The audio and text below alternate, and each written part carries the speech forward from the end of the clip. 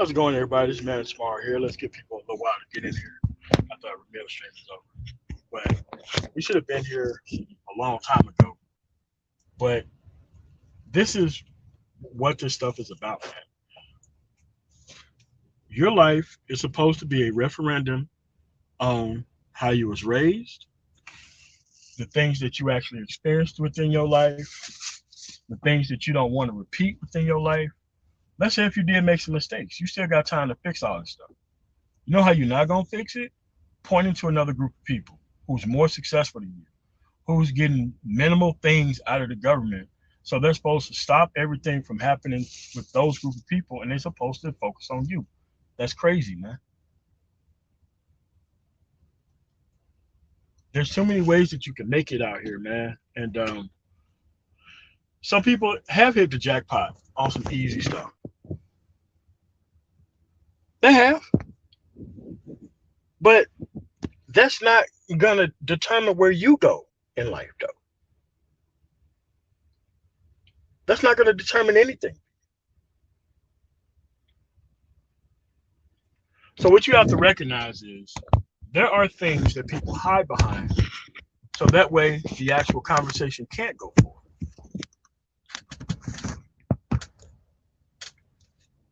So you have to understand this. There was no team when these people sold drugs back in the day, and what they spent money on was the ability to be at the top of where they was. There was no team then. There was no family structure then. There was none of that stuff then. Those people got the most out of that experience, and they celebrated it, and that was celebrated by everybody within the environment itself. You have the same right to do things legally by getting these skills and abilities that those people had leveraging a broken system and illegality.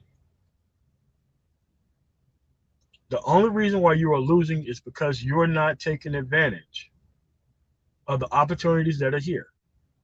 Now, me, I'm from the South. I'm talking about rural South, where not having a car can really damage the way that you do everything.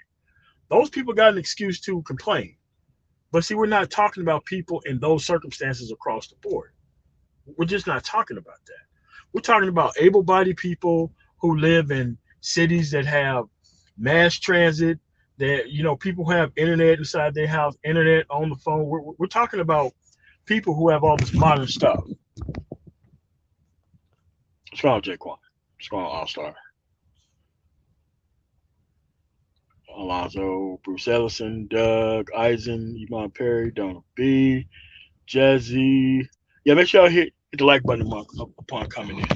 Because every time we get to a point to where we can take any type of action, we're always pointing to another group of people.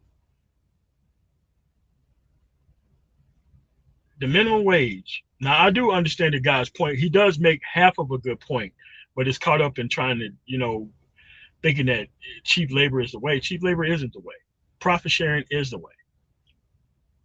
You want to know how I know that?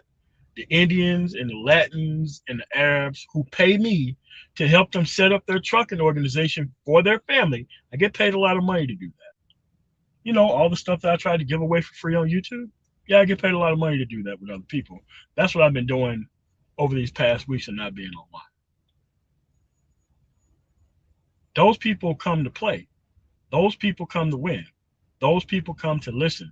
Those people want to invest, and they're getting the results of the investment.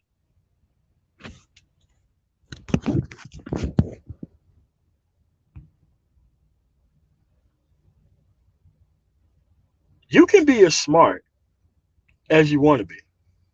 It's going, Blaze. It's going, freak show. Freak show. You already what's going on. Boomer, Q497, Gemini, Sexy Red TV, Humble. But this is where we at. You don't need a black family. You don't need a woman for you to get your shit together. Because now women have the burden of productivity just like men do right now. And yes, even after all the things that the government is investing in them, a lot of them are losing too. You know what? Not worried about any of that shit. I'm worried about my shit and how my shit works. You got to do the same thing. Because these things are very easy and very simple once you're invested and involved in the process. Because see, a lot of people want to speak for the broken people. And we got to stop having people coming around giving broken people hope. That's the problem. We keep trying to give broken people hope. Broken people need to feel that sting of failure. Yes, if a person did nothing but create a whole bunch of kids and they ain't shit, what the fuck we look like trying to make that person feel good about themselves, even though they haven't done anything good over the track record of the history? When those people were enjoying themselves, they were saying fuck productivity. They actually were saying that. They actually called us clowns and lames and all this other shit to try to get us to compete for their level of masculinity. People were doing that. Yeah. This is why most of the people who are quote unquote winning at the marriage game can't show it off to you. Why? They're all trapped and they're all stuck. Again, you don't need a partner in this. This is about individual actions with individual results. And keeping those individual results and sharing those individual results with personnel who are just as invested in the future as you are. Zero, thanks for the super chat. Strong might be. If you're a Ramil helmet, go put on your safety clothes before listening. This way, when you hit yourself and run into walls, it won't hurt so much. Yes, that's the problem, man. And the problem is whenever you try to have these progressive conversations, there are people who come into the conversations trying to leverage points about their specific personal situation that doesn't really apply to the entire group in general and in whole. There was not a single person in IT who was given a job. They had to work and they had to prove themselves and be there. Transportation industry, you have to show up there on time and do the things that you need to do. Strong, Ramil. But you guys have got to witness, man, that bringing you back to the table to focus on issues that are not your issue. Hold on a second.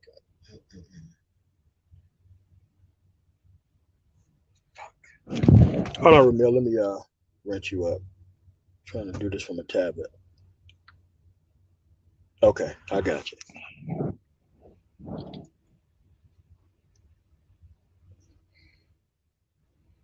But that's where we're at, man. That is completely where we are. And most people, if they can't be a part of the conversation about progress, they want to tank the entire discussion.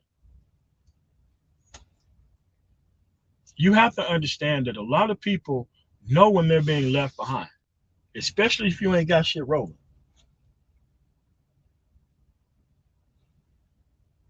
You know you're being left behind. And it's time for these people to stop being focused on and stop being left behind. We got to stop inviting on whack-ass women and asking them their opinion on their fucked up life.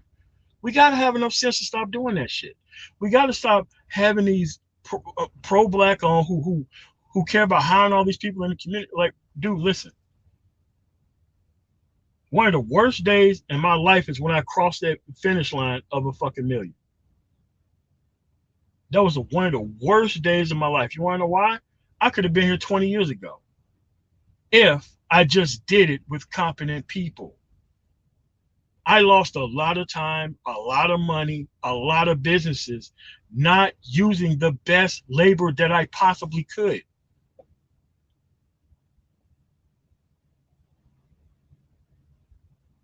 That's what kept my ass behind a long ass time.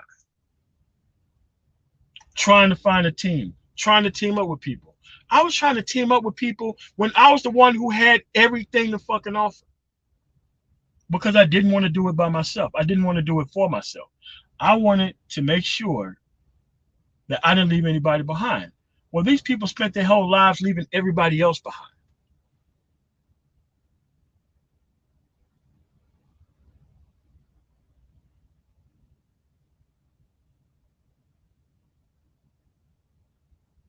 I'm just telling you guys this shit because nobody told me this stuff.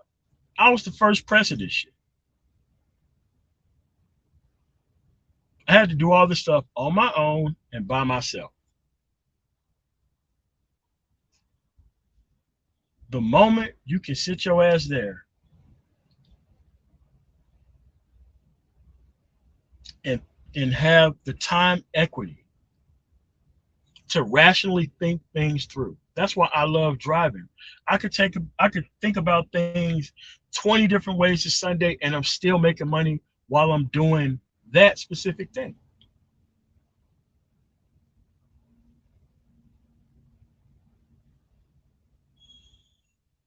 But if you don't bring anything to the table, you're going to try to disrupt every conversation that has to do with progress. What's going on, Johnny Blaze? What's going on, Wayne Omega? What's going on, Kodak? But that's what we are, though. Remember, I gave $1 million plans to people with the trucking industry, and they messed it up. I'm talking about a plan from what you do before you get your CDL, what to do once you got your CDL, how to look for a truck, how to pick mechanics, blah, blah, blah, blah, blah, an entire plan. And guess what happened? They still fucked it up. What's going on, James, man? What's going on, KD?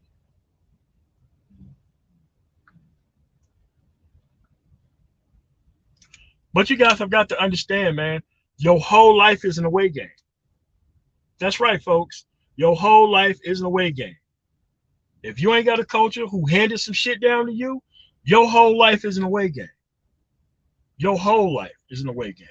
And you can't make no mistakes like putting people on, like trying to be reckless with your dick, trying to stunt on these other people when the only thing that's going to do is bring your ass all the attention that you don't want inside your life. Yeah, man, you got to be quietly creating and quietly successful.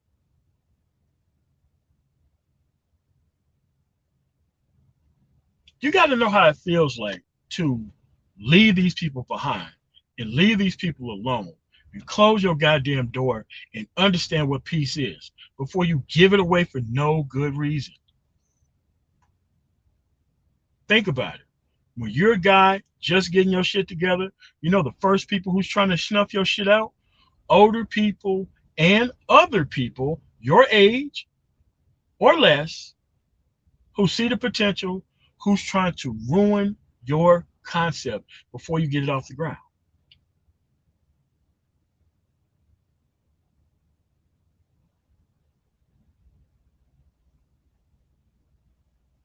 That's right. They see potential. They see, dude, I'm telling you, a person who ain't shit can spot potential a mile away. They can spot potential. And they're going to try to snuff it out by any means necessary.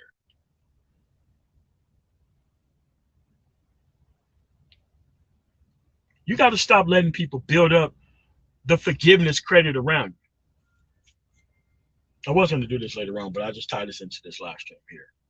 But you guys have got to understand that people who don't bring shit to the table, they're a threat to everybody within the system, not just one person. They're a threat to everybody within the system because they have mortgaged their entire life upon not simply participating in simplistic processes that can make them go forward.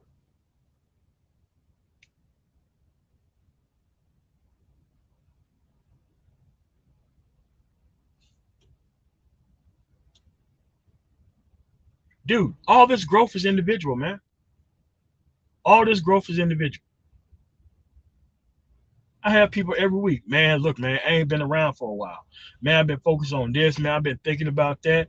I've been thinking about that. Sorry, I haven't been coming through. I'm like, dude, don't ever fucking apologize to me because you ain't on fucking line trying to keep up with what the fuck I'm doing, man. The whole point was to get you to take some individual fucking action, man. Don't ever apologize for not being around if you take an individual fucking action. That was the whole point of the fucking channel. It was to make you stop listening, to make you take your motherfucking ass out there to go do something with your fucking self and keep it. That's the thing, and keep it. Camille, thanks for the $20 super chat. Katie, thanks for the $9.99. But this is where these people are at, man. Dude, we just okay. You want to have a mindset based on, how do I put it? If you want to be arrogant about it, be arrogant about the work that you put in.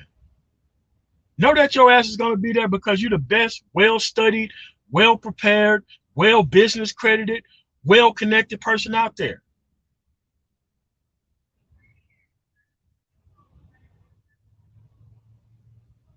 I take pride in the fact that I can pay people what I can pay them and not feel the shit. I don't even care. I don't even care at all. It don't even feel like work. And I still think these motherfuckers are stupid for paying me for what the fuck I do. And I'd rather work every single day of the fucking week, all fucking year, than to sit around complaining about not being put on by somebody, man. I put me on. That's right. I had some good ass mentors, but guess what the mentors couldn't do for me? The mentors couldn't make me go out there and actually do the fucking work.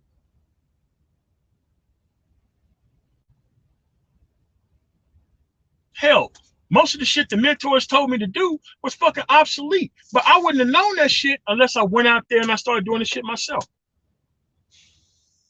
Oh, spiritual.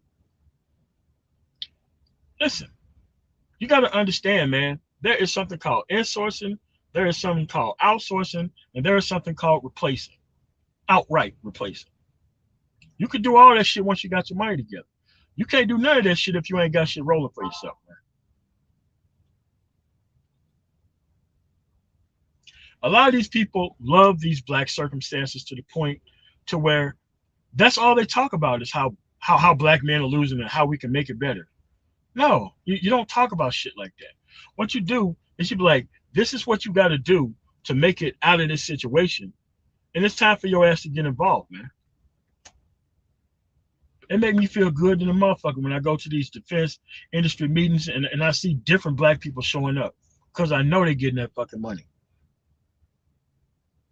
I'm seeing other Latinos and Asians just showing up because I know they're getting that fucking money. And when you at that fucking level, you ain't got to worry about watching your back. Why? Because everybody in the group is watching their back.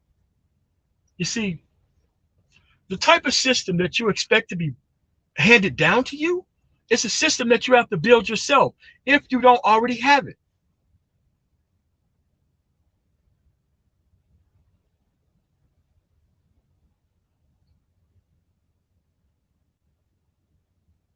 Listen, man, if a dude from the Mississippi Delta who used to pick cans and, cut wiring from the back of like appliances and burn that shit off and sell copper to fucking junkyards can fucking do it, you can too, man. I wasn't born in no fucking big ass city. All right. I had to pick, well, it's called chopping cotton, but yeah, I had to do that shit. Wake up at 5 in the fucking morning, go an hour out at 6. You chop your quarter mile to a half a mile by 12 o'clock in the afternoon, and then you take your ass home, $40. I had to do that shit in my lifetime, and I'm in my early 40s. You really think that I'm gonna put a child on this fucking planet that's gonna be doing that type of shit? You must be out of your fucking mind. You got to understand that you're going to see a lot of failure.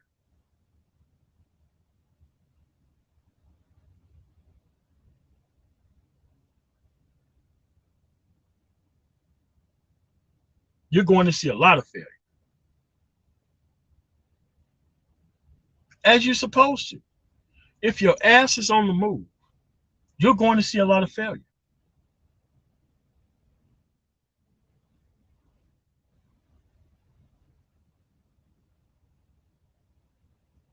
Yeah, think about it. That job you got, your current position, there was people who didn't get that shit. Dude, you're surrounded by failure all the time. You just don't really see it that far up close until it's actually your ass failed. Dude, bro, if you got enough money to focus on what women are getting If you got enough time to focus on what Latinos are doing, I ain't worried about them. I'm worried about myself and my business that I have going on and putting on the most competent show that I probably can.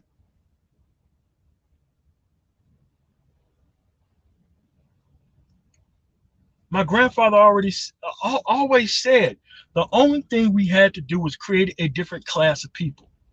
We created a different class of people once we came out of the Jim Crow era. That's what people had to be focused. They had to be structured. They had to be disciplined. Why? Because the actual consequences were so high that you couldn't afford to fail. You could damage your whole household name with you failing. So all this, oh, they live 10 to a house and shit. Dude, we used to do that shit. We used to do it. But you can't do it with these type of people, man, because these type of people are out of here.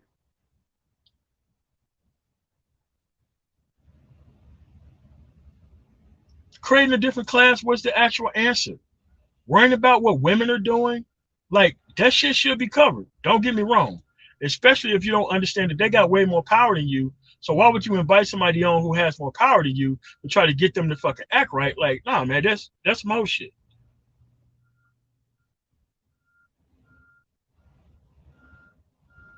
This is your only shot to get this shit right, man.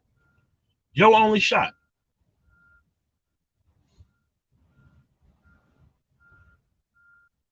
Strong man. So what you guys have got to realize is you need to let this plausible deniability go. You don't need for somebody to be humiliated for you to do what you need to do. A woman giving up her rights of feminism is not going to determine where you actually end up in life, man.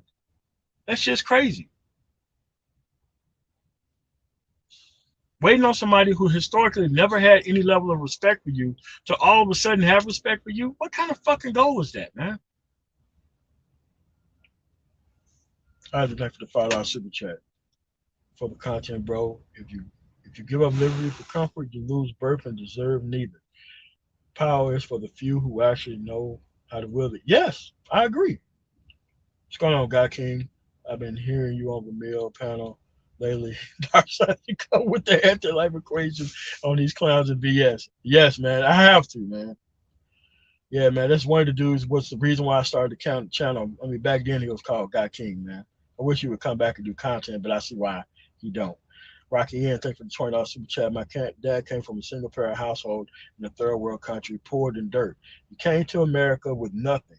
No parents, no effing money, and became a multimillionaire with nothing but hard work. Yes, he did. Thank him for doing that.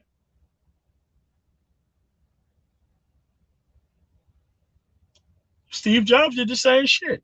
That dude had a work ethic like no other. That dude slept at work. That dude made sure he had the best product. He had a lot of failure, but then at the end, he had a lot of success. My grandfather was a damn sharecropper, and he built half the city on one leg after World War II, after losing it. And guess what? Even after all the stuff he did, most of the children that he had, even though he taught them how to roof, carpentry, all that shit, because down in the rural South, you couldn't just be sitting around going to clubs and shit. There was nowhere to go. So there was a ton of time to learn how to do shit. Most of all those children did good, very well. Guess what happened to the kids that they had? That would be my first cousins. They fucked up everything.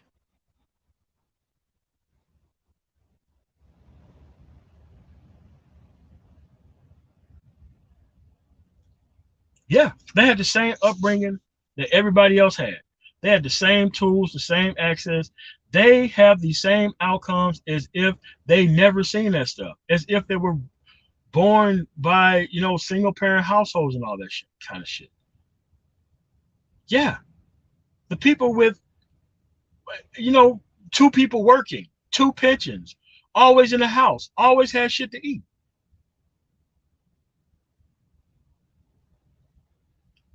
You want to know what's the worst group of kids in America, period? Are children of military people and children of people who work for the military industrial complex. As a group, my group, that's the group that I'm part of, even though I'm in transportation. Yes, them kids are fucked up. Why? They never had to work for shit. And when you never had to work for shit, and then all of a sudden you're trying to teach these people a lesson because you bought them off by not even parenting these motherfuckers, like, dude, it's not gonna work.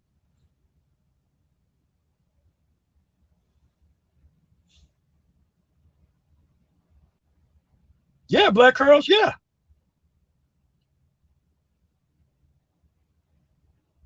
Man, I am telling y'all, man, the only people who can't give a reason for winning are the people who you need to leave behind. You have to leave them behind. All of this stuff is going to be in the dark. There's nobody who's going to do this shit for you. Nobody. Nobody's going to give you updates, progress reports. There ain't going to be no damn, documentaries written about you, nothing. And you still got to do the work anyway. What's going on, XL Pro?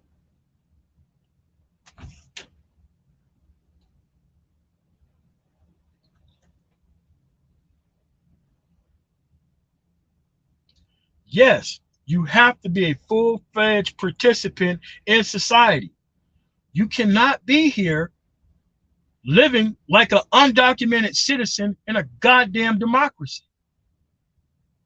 You have to participate in this shit. You do.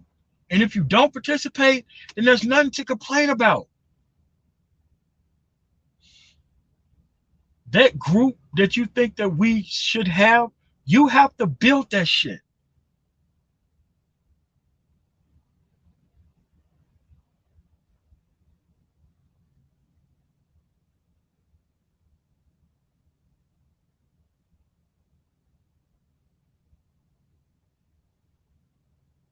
Strong Champ Supreme. But here's the thing.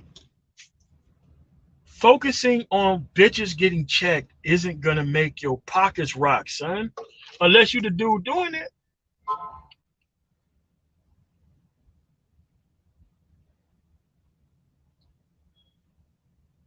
Dude, participation is key.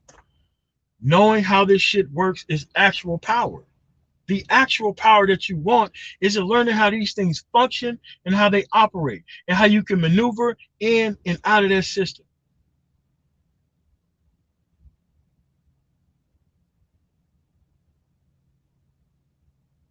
I hate to use this word, but Albert Einstein said, learn the rules of the game and then play the game better than everybody else.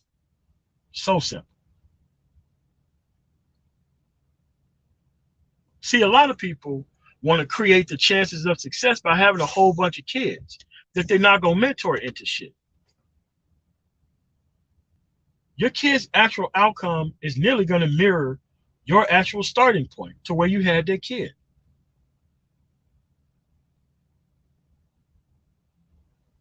Strong vision.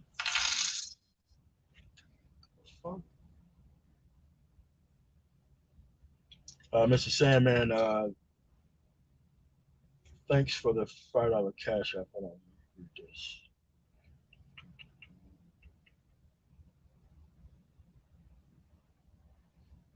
I don't charge for trucking stuff, man. Just email me. The link is in the description. I don't charge people for trucking things. I don't charge people.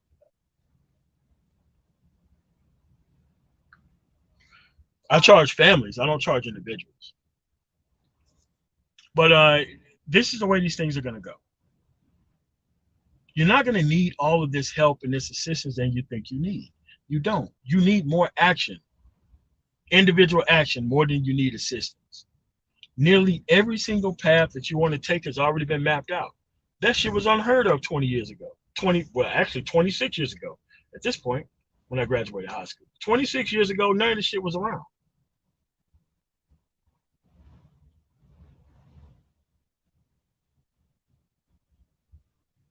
You guys have got to understand, man, if people are just coming here and they winning more than you do, they're not any smarter than you. There is smarts, and then there's practical application. You don't have to be a smart individual to practically applicate yourself to the actual environment itself.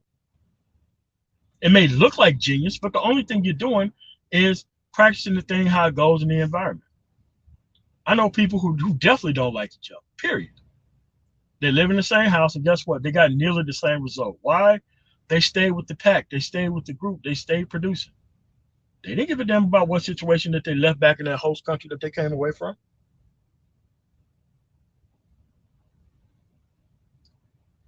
You guys have got to understand, man, these things are just really not that hard, man.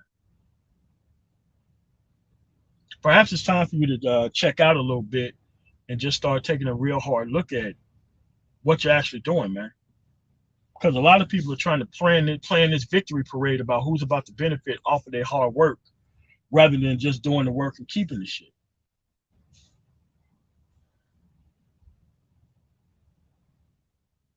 There ain't no wrong with kicking back, having a 10-year-old or model of a vehicle. There's nothing wrong with the actual minimalist lifestyle, regardless of how much money I make. That's what I'm on. I want to understand how things work so that way I can benefit off of them. You're not going to benefit off of them by feeding yourself deliberately into them. That's not how that works, man.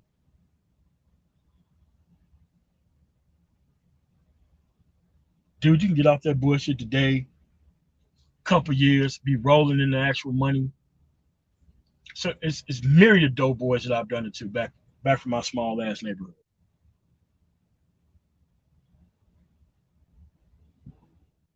It's a myriad of dudes that I helped do that shit.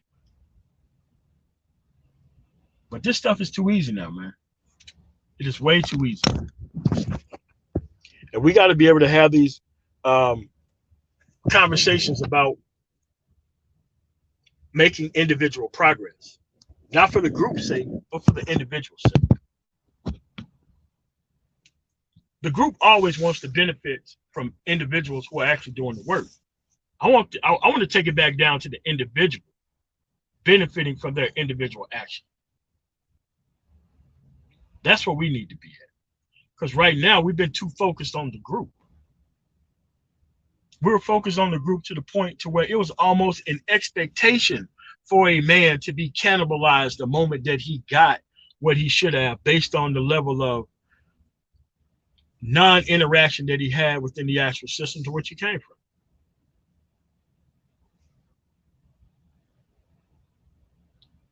We know that stuff don't work. You want to repair your self-esteem? Have a good ass life, man.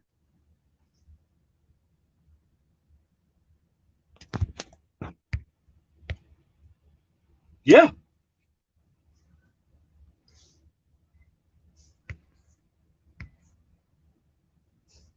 Say it again. That's why I love being on the open road, man. Dude, I've thought through years of stuff and how it's going to be able to actually come through.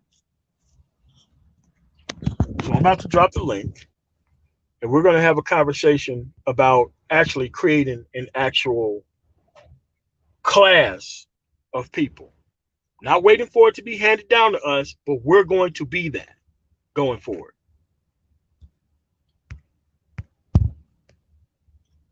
Because while nobody handed me that much, they definitely gave me a lot of perspective. And that perspective has to go far enough, man.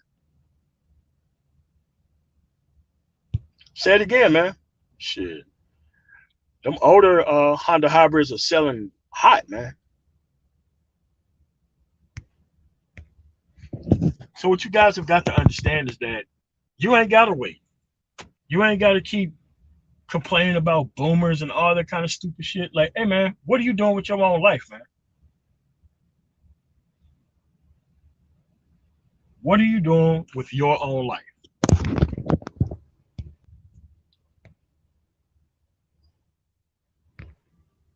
That's wrong, man. What's going on, man? Yeah, I seen you over there on Ramil. I figured I'd come over there and engage in this debate with you. All right, man. So go ahead, man. You got the word, man. So you're a proponent of rugged individualism, right? I don't like the concept of that because it's a conservative concept that really don't mean much. That's not what it is. I still want an entire system that works. Equal protection under the law, but the way rugged individualism is sold is if everything is perfect, which it isn't. But you still have to put the work in. There are workarounds. So I don't subscribe to the rugged individualism thing. It may sound a lot like it, but there's a lot wrong with that actual term and how it's pretty much a bootstraps argument, and I don't like bootstraps arguments.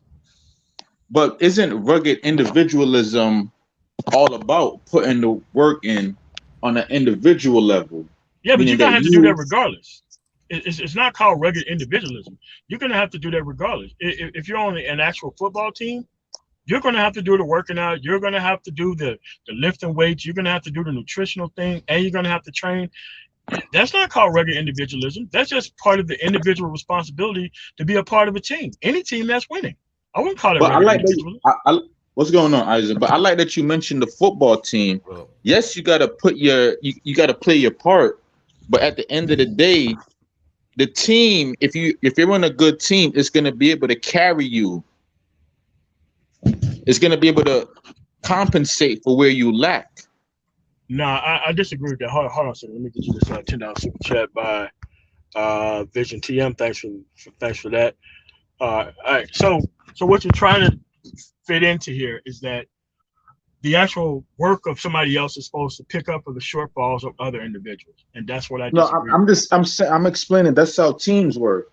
No, that's not how teams work. Okay, no matter how good a punter is really not expected to make that tackle on special teams. That's what the rest of special teams are for. If the punter is being dependent, sir, let me finish. If a punter whose job is to punt, normally their job isn't to do anything else. If they punt the ball 50 yards and they have a whole roster of men on the team who cannot make the tackle, while he can tackle, that's not his primary job. His primary job is to get the ball into the actual offense, so that way they can have a starting point that's not so favorable to them. So now, let's say you have the best punter in the world. The individuals on the special team still have to pull their own weight to make sure that the punter isn't the one making the tackles as well as making the punts. That's what I'm saying. Yeah, I don't disagree with that. But what I'm saying is it's the overall team effort that gets the job done. If I'm on a basketball team with LeBron James, Michael Jordan, Shaq, Steph Curry, and then it's me. Dude, you're not going to have that. You're not having that. But it's still possible, though. No, it's not possible. And I don't preach anything like that. And my channel isn't even about that. You still have to put in your individual efforts. No one, of course, you got to put in your individual effort. Sir, no one is going to. You're not going to join a superstar squad. You're going to build a superstar squad from the ground up, unless you got the skills and abilities that need to be there, and you won't need an all-star squad. So let me go to Isaac real quick. I'll come back to you. Isaac, what's going on, man? Oh man, nothing much, man. Usually you aren't streaming up while I'm usually during my bedtime, but I had to get on this one. Thanks, but yeah, the thing is, any man worth his weight in salt, he's going to want to be the best that he can be, regardless of the situation he's in. I don't want anybody pulling my weight for me. I feel I'm great enough I can pull my own weight. Now I may want to improve in areas where I need to improve in, but I'm always gonna bring the best that I have, no matter what. Which I do at work now.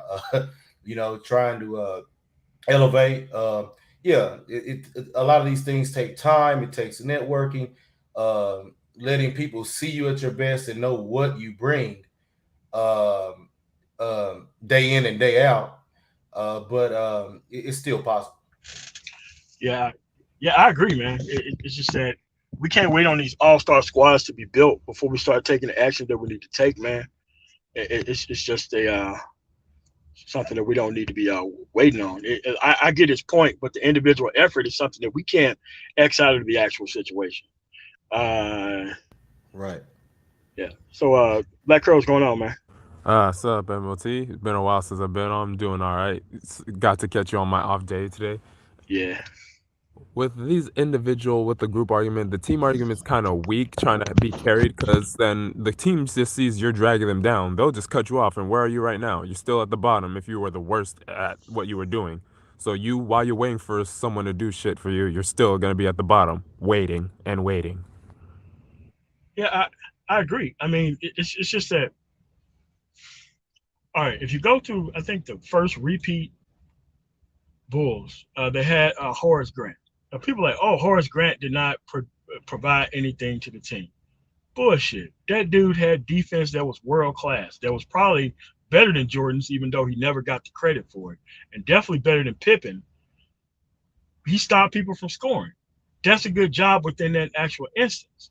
But we're trying to look for those type of instances everywhere, and that just doesn't fit. Like, there's a lot of work that need to be done on an individual basis, so that way you don't have to be the Horace Grant. You know, we're not going to be in Jordan type circumstances. That's what I'm saying. At the end of the day, we're just not going to be there, and we can't expect that. Well, the point I was gonna make, because I'm not here to defend rugged individualism or the group effort. The point I was going to make is, as Black people, or whatever you want to call that term, no, I don't think. Wait, hold on, sir. We don't do the Black people thing right here. We talk about Black individuals who want to do individual things. I don't represent Black people. I am just one person. I'm not responsible for anything else that happens outside of my household. And that collectivist, group-based thought, we don't do that over here. Okay. Yeah. So allow me to continue to make my point. What I'm saying is, as far as Black people, how America has defined it, I don't think currently in 2022 that term even applies anymore, because we are a hybrid people. Ancestrally. Wait, hold on a second. What are you talking about, hybrid people? Meaning that ancestrally, when our people were brought here from Africa, hey man, like that's way too far afield of what we're actually talking about. We're talking about the actions that we're going to take in our actual cycle of being here and how we're moving forward. I don't give a shit about the ancestral nature of all that shit. I don't want to go back there. I want to talk about what our generation is going to do to move forward. That's what the conversation is based on. So do you have something specifically on that? Yeah, I mean, we got to be successful. However you want to define successful. Some of it is monetary. Some of it is peace of mind. It depends on the individual. Yeah, I agree. So Black Curls, man. I really think that, yeah. And my question is, because I think you're way younger than everybody else. Oh, hell yeah, I am. Yeah. So you're like in your early 20s? Yeah, I'm 23. Yeah, you're 23. So how is it as a 23-year-old that you see, especially with, the path that you're on, and you see way older individuals who haven't even put in the work talking this group shit? Like, how does that sound to a person of your age, that you're more mature than most of these men around here? Like, well, for one, I'm just gonna say it's pathetic as fuck. Like, being that reliant on people, and then look, I'm not sure about it, but I'm pretty sure these older dudes are waiting on younger people to clean up their mess also, from what I see. So like, really, you made this mess, and then I gotta pay for your sins when I'm not even related to you, and then I gotta fix your image. Like, come on, I need to focus on myself. I'm starting up with my life. Like, come on, damn it. yeah, like it's just that the actual progress that needs to be made is still individual. Like, there's a group expectation that everybody is going to line up before things start to happen. And then there's okay, so what are you doing as an individual? Oh, the thing I'm doing as an individual is I'm just waiting for the group to be successful. Like, what? Like that doesn't work. You know what I'm saying? It's like they're waiting for like a pardon me, like a pardon card. Like you get a pardon, you get a pardon after the group gets successful or something. Yeah. So so Isaac, man. So because you like in your 30s, right? Yes. Hold on a minute. All right.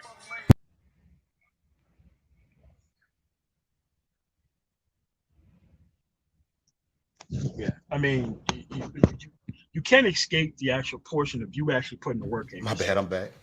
All right. So so you as a dude, all right, so we got the 20-year-old perspective. Now you're Right. the 30-something-year-old's perspective. So even though you knew these people have royally messed up things before you, 2 generations, I'm Generation X, and there's the Boomer generation. Right. What level of expectation did you expect from all these other people before you actually got started doing your own shit? I learned not to expect things from other people. Uh, I learned to expect from, more from myself. Um, I learned that, expecting from other people is the same as reliance. And I learned that you can't rely on other people like that. Um, what I learned is that I could learn more from watching, what they did versus what they told me. Usually it wouldn't line up. I would have to say that, on Curl's comment, that I would say that the older guys, they don't want you to clean up the image. they actually want you to, rot in that cesspool of mediocrity that they enforce. Because for you to actually clean it up, it exposes how much of a failure they are. Yeah, I keep telling people that people who focused on this image bullshit was merely just trying to bullshit you into thinking that they had a track record that they didn't build. Yeah, That's what image yeah, is about. yeah. It's about, Deception. yeah. It's like, imagine if you focused on the team colors more than how the team performed on the field. That's what image is. Oh man, them dudes got some new uniforms and shit. Okay, that team is losing by 50 points. Are we still focusing on how good these uniforms look, or what's going on here, man? Hey, they want to Right. be the flyest losers right there, MOT. That's what it is, man. They Yeah. want to be the flyest losers. Yeah. I agree. Yeah. And they, they always, they sound like what the the boot camp trainer at Full Metal Jacket, when you don't want to fit that profile, that you want to be different. Yeah, It's like, how dare you? yeah, that's what it is, man. It's just that no, people don't really get how powerful individual action is, which is why they want to socialize you out of individual action. They want to keep you waiting on somebody to do something else before you do what is your actual responsibility in the first place. The whole waiting on a bitch shit. By older individuals who want to socialize you that they got this woman under control. All right, man. Let's invite one on the panel. Yeah. Yeah. It show goes us, terribly show wrong. us how you got it under control, B. Golly. Yeah. But that's what it is, man. It's just that a lot of people don't have anything to offer but stagnation or excuses for stagnation or excuses of why they're losing or why the group's losing. Like, we're here because of individual actions, whether you did take them or whether you didn't take them. Right. And the one thing I've seen time and time again about this space is the niggas here, man, they don't care to use the space what it's for, which is to gain knowledge, to apply to your life, to to basically develop yourself, to be in the best position you could be in. You know, they don't care about that. I'm moving, I'm making things in my own personal life that way. You know, I can grow, to have my own eventually, and that's the steps I'm taking. I'm currently, it looks like I'll be moving up where I'm at, and then I can go and further once I get my schedule straightened out, those skills that I'm looking for. So Hey, and that's what's up, man. Like, like a lot of people want to be stagnant at the bottom. You know, they want to be at the bottom, and then they want to move from that bottom to another artificial bottom. Bruh, stop this shit. Yeah. What you got to do is you got to move up and move out. Period. Yes. You can't keep waiting on these other people, man. Because as soon as you bring that, like that's the real communism that people don't talk about. That's the real socialism that people don't talk about. That whole I'm not gonna do shit until the entire group fixes everything for me, and then I'm gonna participate once everything's perfect. Like that's the real communism right there. Expecting everybody else to do the work for you, so that way you have a nice perfect system. So that way you can just come in and like do like the tee shot 2 inches from the cup when you haven't even, you know what I'm saying, swung from the par 5. Just be that viral infection, pretty much. Yeah, that's it. Yeah, but that's actually worse than, you know, going to an interview for a job and you're like, I'll do all these stuff just if you hire me, even though you don't have a single track record of doing it.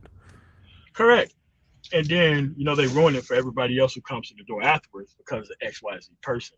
They don't understand that trying to BS their way through something hurts a hell of a lot more people than they're trying to save their individual ass. Yeah. You know, it don't work.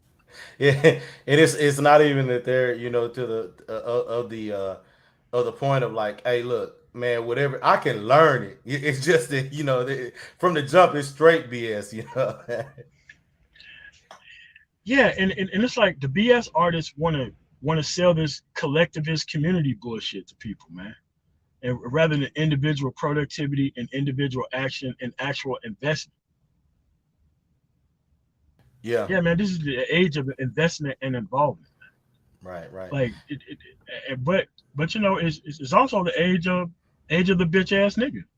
You know, you know, like these dudes. Hey, man, look, you know, like how like you know, the LGBT have like the "I'm Coming Out" song by Diana Ross. I think the bitch ass nigga have their song, the Pointer Sisters, man. Yeah. Yeah, man, that's what it is, man. Well, you know, after, you know, being in the South, I heard enough old niggas. Oh yeah, old nigga rhetoric all my life, and you know, they would much rather be that nigga that can give the illusion that they can talk a good one, and actually being that guy who can actually be about it. You know that all style and no substance whatsoever type of dude. I don't know. You know, I've always been the type of dude that I've always wanted to be about it, and it would show what I'm about. But look, Isaac, correct. they fake it and never make it. yes, that's it. Yeah, not fake it and make it. They fake it and never actually make it. Yeah. Oh my god. Yeah, it's like there's nothing wrong with the space. We knew that the grand majority of generalized people within America, period, are dudes that you can't work with. Yeah. What happens when they all find a place of progress? They try to turn it into something that it wasn't supposed to be. Yeah. And that's the thing. That's why, you know, for that whole group effort thing, bringing people to the man. Now, look, forget all that. You're always going to have people, no matter what the culture, at the bottom. There are people that they don't want the responsibility of being strong. Yeah. That pressure is too much. They're going to crack, so they look for other superiors who will take on that responsibility for them. Then you'll always have those people. They're looking for like a CO to like tell them what to do in the prison and all this type of shit. That as long as they're there, they're going to benefit from the safety that's been collectively kept by everybody else. That's kind of what that is. Right. But without by being so stupid, they can't realize that once you do that, you don't get to decide what kind of benefits you get or Correct. if you get any. Right. And MOT, for your last comment about them trying to change it into another topic, remember that when they can't change it, like on your panel, they eventually leave the panel. Yeah, man. Like all you got to do is raise the level of the conversation, and if they can't participate or it's not about bitches, they out of here. That's it, man. Yeah. So that's all, man. So that's all you got to do is just keep raising the level of conversation where we talk about individual action, not group benefit. Because The group benefit is what have actually, that's the cancer that's invaded the manosphere. The group benefit portion of shit. And even if you're in a group, you still have to do individual action. Like you're an individual, you can't take care of yourself or do anything for yourself. Are you a baby? That's what it sounds like. And also in that group, there's always going to be one or two people who stand out more. you can't get rid of that. There's always going to be one or two people who stand out more. It is what it is. And just because there's one or two people that stand out, that doesn't mean that the rest of the members of the group can't be functional in their own right. You Right. still got work to do. No matter what, no matter how good or bad things are, you still got work to do. Think about it. Being in the military, yeah, all that stupid shit that we was doing, guess what? There's still shit to do. There is no, it's over. No, you're constantly at work. You constantly need to protect and provide some type of safety or some shit. It's consistently not over. You could consistently have to find ways to move forward. You still got to do that.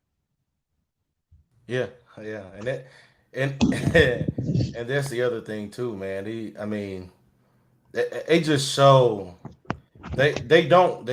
people just show they don't want they don't want that type of power and freedom to to guide their own path, to write their own path.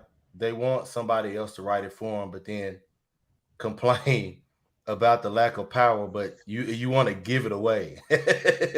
It's laughable.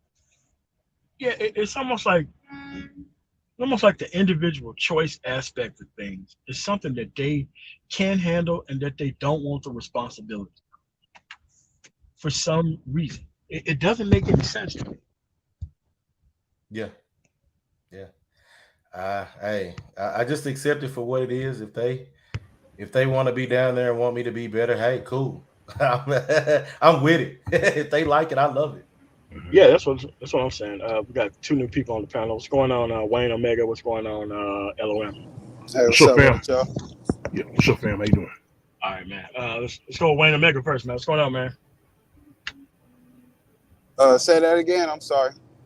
No, just what's up, man? Like, what you got to add to the conversation? I was going to you first before LOM. Okay, nah, nothing at this moment. I'll say this as far as about those who are progressing and making things happen versus those who aren't. Like you said, like,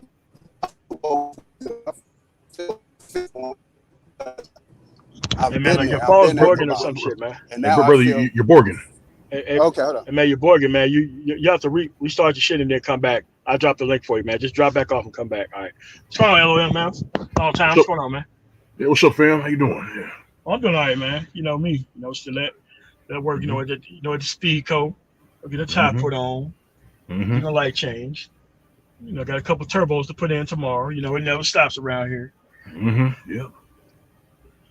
But yeah, I'm doing all right. And yeah, but about what you were saying, yes, I agree, man. They want everybody to be stagnant, but at the same time, they also want to cannibalize those that work the hardest.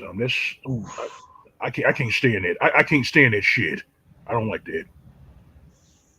I mean, but they have to though. Like, what they want to do is they want to keep them socially isolated, so that way they'll never learn or know the benefit of their actual hard work. So that way it can be easily kind of taken advantage of by somebody who they shouldn't be with or around in the first place. So you are right. There is a kind of benign neglect, and then all of a sudden waiting around so that way they can come through and take it away from them later on. That's actually pretty expected within the group and not really not shunned. Yeah, exactly. And it should be shunned, man. It's like they sit with the thumb up their ass and they wait for you to go out there and get it and bring it to them. I'm like, man, you're doing the work for them, but they in general didn't help you get there. It's parasitism. Yeah, man, like my grandfather told me a long time ago, like he told me what the process was, and just like some of the lessons that he taught me like before he had died. But I mean, he gave me like the entire process. He was like, first of all, their level of engagement is you doing all the work. Them taking chances is you turning it over to them once it's successful. And once it fails, they want you to take responsibility. Everything is based on them not doing anything but benefiting wholesale based off of everything. That's terrible, man. That's why I say that they're basically leeching off of your success. You give your substance to them, and they repay you with contempt. That's terrible. Yeah, that's correct.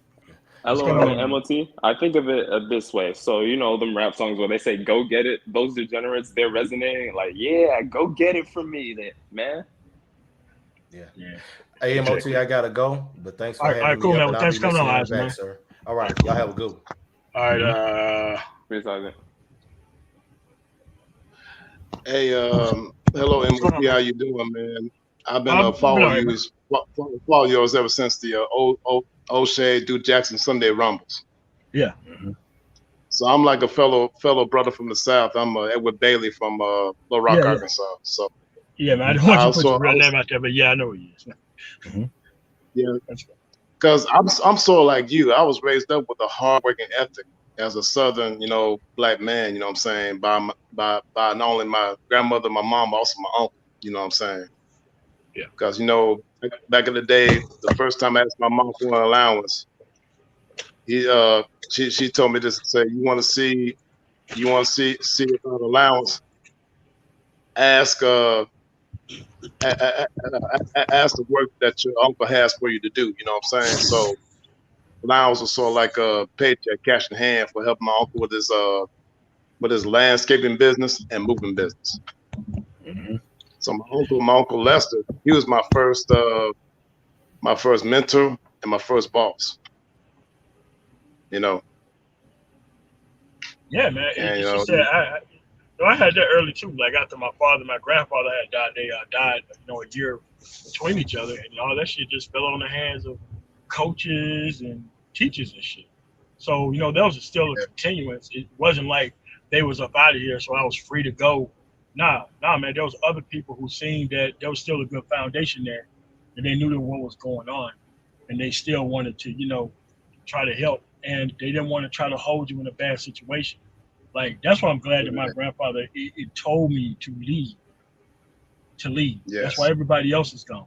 Everybody else is gone. They're doing better. I can sit here because I'm, 80, 90 years old. It don't matter. Retired. But that's the thing, because class is an internal and external lifestyle. It's not how you living on the outside, but also how you live on the inside. Because like as the saying goes, class is not something you buy. Because like the dude told me 40 hours, you can have a fancy Cadillac and still be a low life. Yep. Correct. Yep. I mean, you look at Ryan Cooper, right? And like I think some of my YouTube friends, they call me Matt Bone or Matt Bones. But the thing is, they want to talk about this thing about game. I said, man, what do you know about the third highest degree of game? Power. Because what's the use of having all that money if you don't have power? You look at Ryan Coogler, right? This stupid black broad thought that he was going to rob the bank after he gave her his ID to withdraw money out of his own account. Yeah, she did that on purpose. No, that was jealousy. She did that on purpose. I heard about that. Covered it on my channel. Yeah, and see, that's the thing about culture, man. Culture is based on a collective mindset. Yep. Correct. If the collective mindset is dysfunctional, the culture is going to be dysfunctional. And this is why people don't want to have the class argument, because there's an investment, a consistent investment amongst the class argument. It isn't like trying to act your way into or out of shit. It isn't a situational thing. It's a lifestyle choice. It's a lifestyle choice. Right. Hey man, I know that stuff is bad. I know I'm not going to try to have any interaction with it. I know how it works. I'm just going to move like this so that we can have a consistent result. You see, people are too opportunistic in that type of framework in order for that to happen. Strong truth as I know it. Strong whack word off. But that's the problem. I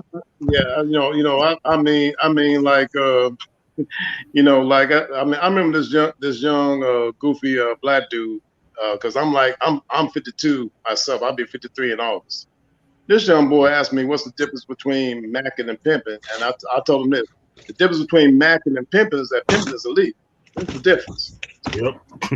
Yeah, Because I'm not even, it's about the power. It's about the power. But when you look at power, I mean, we need to get beyond this lazy ebonics. We talk about the power. That's the art of the kingmaker. You know what I'm saying? Mm-hmm. The ones who make the kings and queens are the ones who have the real power. Yep. Like but you that gotta dude Stan realize Edgar explained to that that dude lady, is the boys. I thinking mean, on that level. Mm-hmm. You know, explain to that, but for somebody who's space, actually like that. hello. Right. Yeah. Yeah. Because somebody who's like thinking that on that guy level, played by you can't help. Hey, Yeah.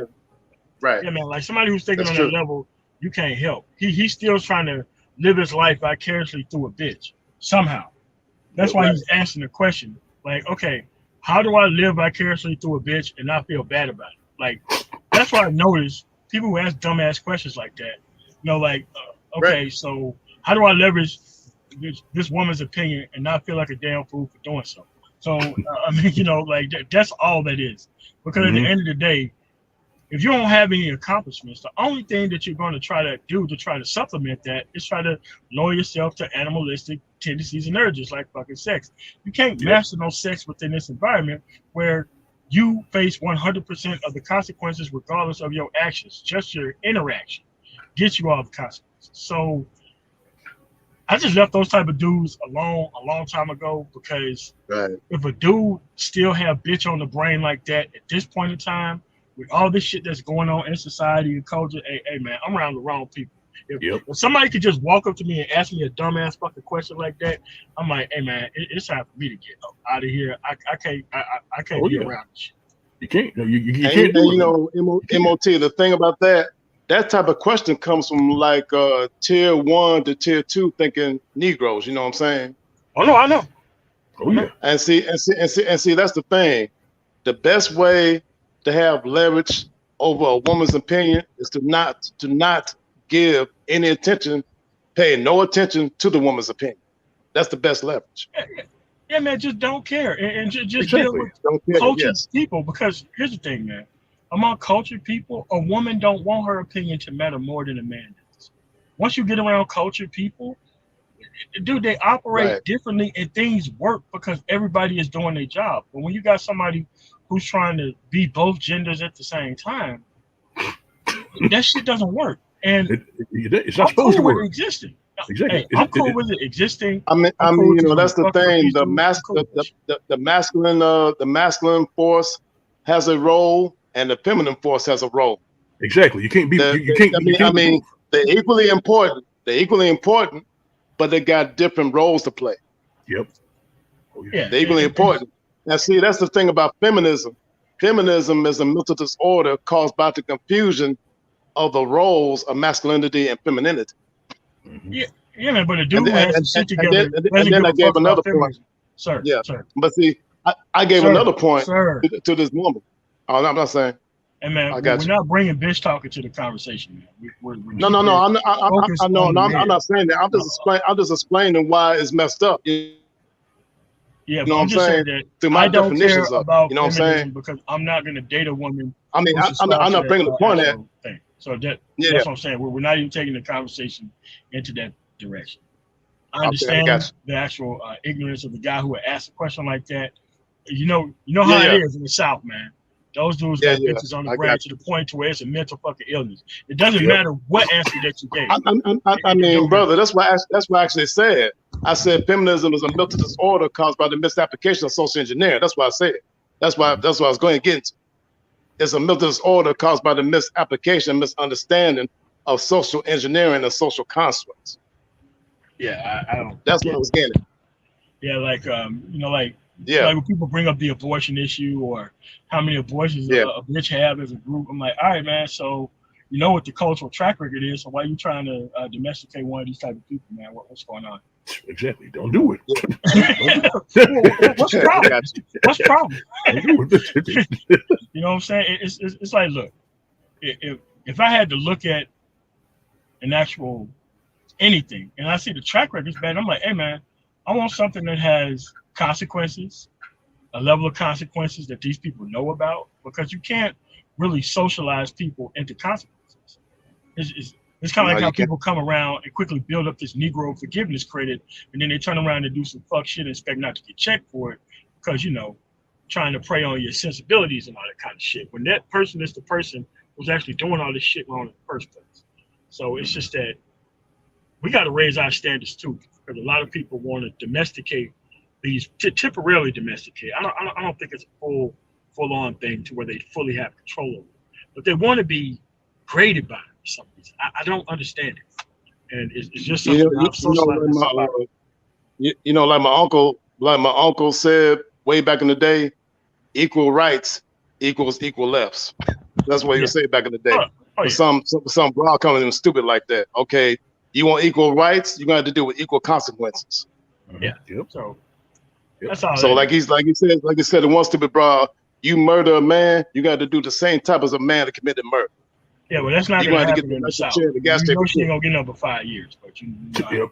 I'm just saying. I mean, when I'm just telling about an example when a lady came at my uncle stupid. You know what I'm saying? All right, man. So what we're gonna do? We're gonna keep the conversation on. Okay. But I want to keep the conversation on class because, like the thing is, what I told some of these Negroes, why are you up there wasting your time trying to get validation from people who you can't even think on their level with? You know what I'm saying? Correct.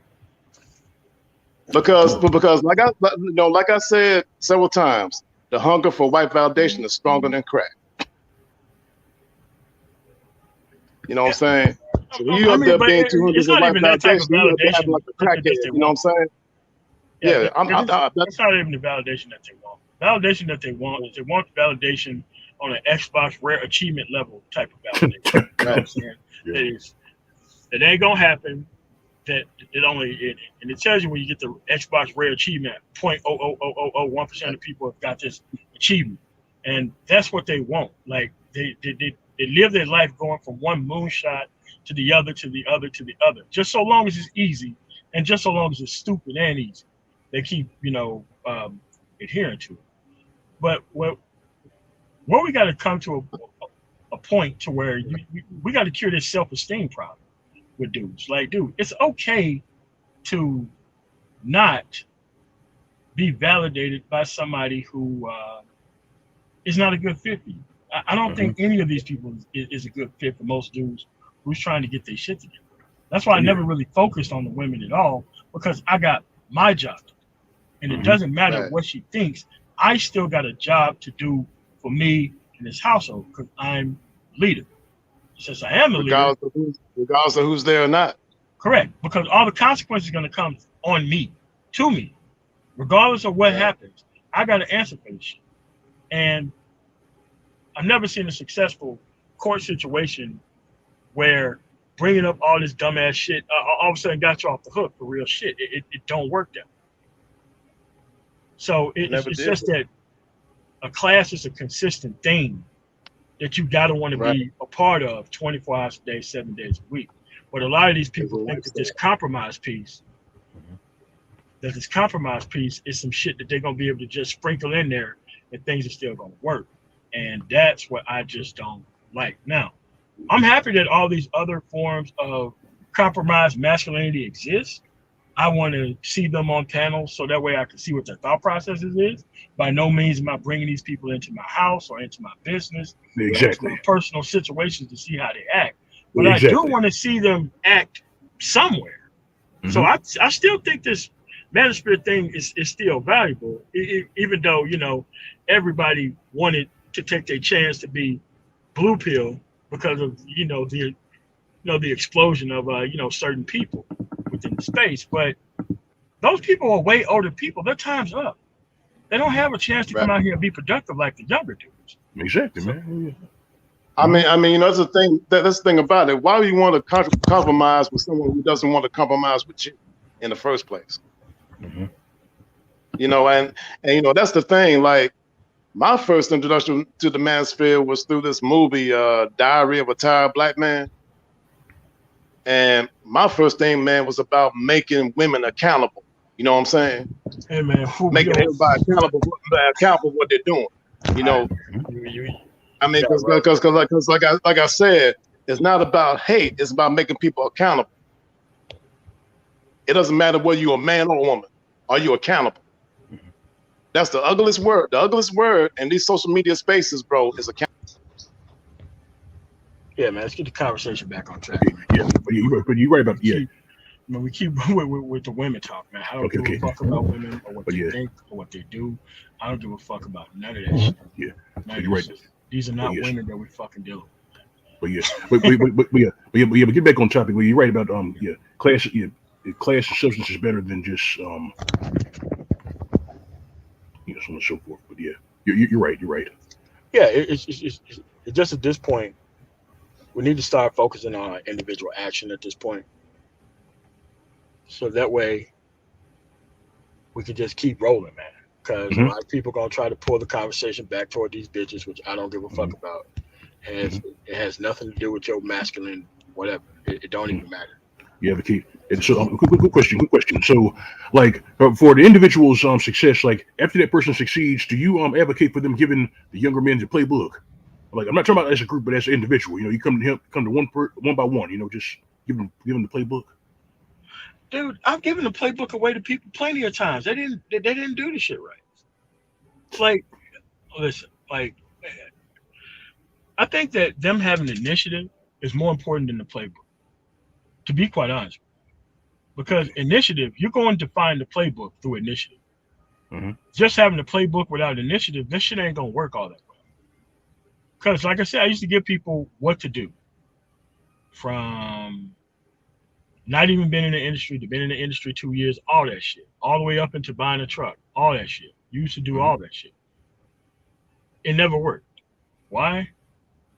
All right, man. So what kind of truck do I pick? So what kind of truck you pick? And then like somebody just went around, did all the things that he thought I was doing. Like, oh man, this shit didn't work. Yeah, I have a brother who's a master mechanic. It wouldn't matter what truck I picked. The fact that I have a master mechanic I could call 24 hours a day means that it really didn't matter what I picked. But people want to try to copy success without understanding the actual framework of what's actually going on, especially in transportation. This shit is too easy. You buy a trailer, it can last 15 years. Literally, to last 15 years. A truck, you get one, it can literally last you 2 or 3 years. You overhaul it, it can last you 6 or 7 years. No problem. We talk about $250,000 a year for a $25,000 to $27,000 overhaul. Does it really matter what type of truck that you can pick at that point? No, it doesn't. As long as you got your money stacked up, and as long as you're paying off your actual insurance before you do anything else, which ain't number 20,000. You can make 20,000 in 3 weeks if you barely know what the fuck you're doing. But like a lot of people try to do business with cash rather than building a business credit, and that's where people go wrong at within this industry. They don't have credit cards, they don't have loans open, they don't have any of that other shit. So when something big happens, they have to kind of come out the pocket for the shit right away. Then they don't have enough money to rent a truck. And then they kind of in this bad situation that they're in because they didn't follow the steps. That's all it is, man. It's not even that hard. It's just that you gotta have 75,000 in the bank and not go spend it on stupid shit. Yes, it's basically following directions. Yes. Yeah, man. But like you got to understand, man. A lot of people can't move forward because the bitch is on the brain. The bitch always has to come into the conversation. You can't even talk about your own fucking success as a fucking dude. Exactly. Why? Because a bitch has to be fucking focused on it something. They gotta quit. Yeah, they always harken back to women. I'm like, man, who gives a shit? They were trying to shoehorn and throw this whole up in the conversation, man. Like, what kind of bullshit is that, man? Yeah. like, man, leave this bitch alone, man. She's not even around here, man. And you still focus on this hoe anyway, man. So I'm saying, man. What is this shit, man? That's exactly. What about your success, man? What are you building? I'm like, are you? It's just, yeah. Yeah, man, about this bitch and responsibility, man. What the fuck, nigga? What? I'm like, who gives a damn about that, man? I'm like, yeah, I never understand too. I'm like, are your hands sufficient? Do you have enough bread to keep your business going? It's like, what is going on? Oh shit! What's going on, man? We're coming to the town, man. What's going Start on, talking crazy, I'm MOT? gonna have to get you up out of here, man. We got the lunatics coming through, man. So what do you got on the topic specifically about class and how we move forward as men focus on our own productivity and success? Yeah. Before we get into all that, I just want to talk about women real quick. No, I'm kidding. No, hell no.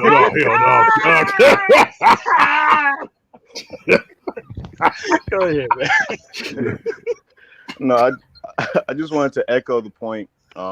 You said that you can get someone the whole playbook, give them the X's and O's, draw it out for them, and break it down, and damn near feed it to them in a baby spoonful.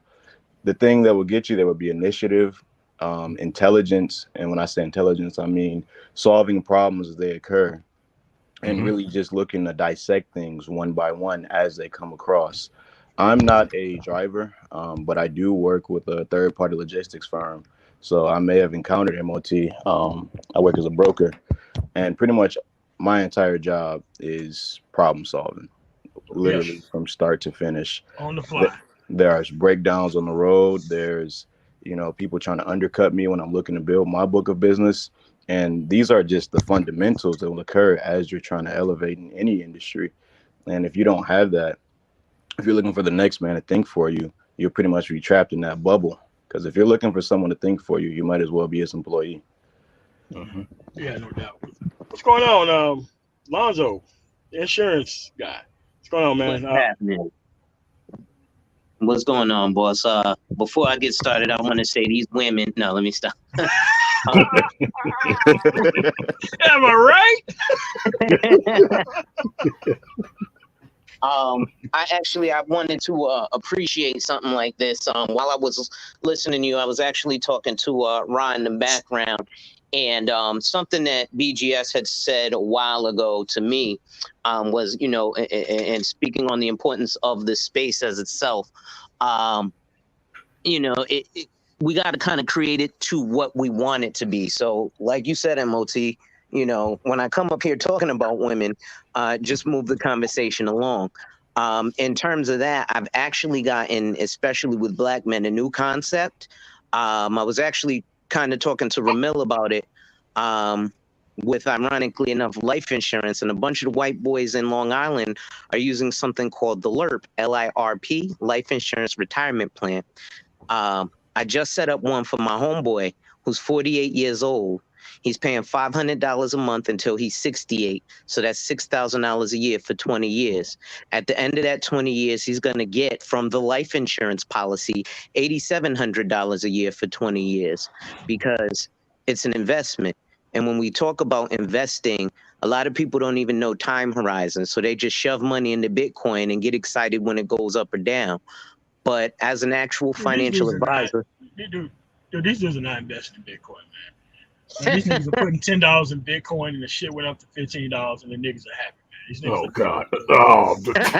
They're not, man. I don't even listen to most of them outside of like Ohim and like Solo TV 84. Dude, most of these dudes are just stunting on shit, and everybody's always a winner post hoc, and nobody's taking the fall, and nobody's getting out of the market. The internet is the worst place to come to. You're actually licensed, bonded, and insured. This is different. All right, so I got a question for you. Sure. Yeah. How's that different than variable a UBL policy? You're talking, say this again? How is what different than a UBL quote? This is all fixed. Yes. Well, So UVL is kind of variable, but it's the same concept, right? Right, you're talking about a universal variable life? Yeah, policy, yeah. Right, so with the variable, right, so this is an IUL, and it's overfunded, right? But with the VUL, right, VULs are completely susceptible to the market. So your premium, your cash value accumulation, and your death benefit are all susceptible to market fluctuations. Yes. With an indexed UL, it mirrors the S&P 500. So right now, I think they're at a 5.75% monthly compound interest. So what happens is very similar. Wait. 5.7 compounded monthly? Yes. Life insurance compounds monthly. Game changed a little bit. The VULs used to be the thing, MOT, pre-2008. But post-2008, IULs are really, really big now because they're investment grade, right? When did this IUL? I've never even heard of this. I have to be honest with you. I have a UBL Index policy Universal Life?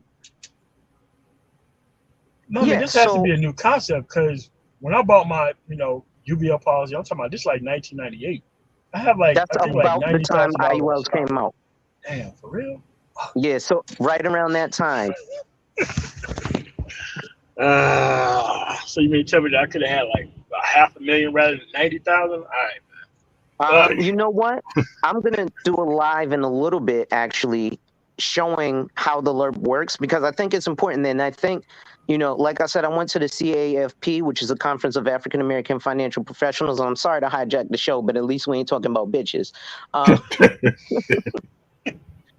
mean, look, this is something that men can use productively, bro. Oh, yes. So, infinite banking, they should start from about as young as the child who's in Adizes' picture, right? Because as we know, you can get life insurance for a child as soon as 15 days old.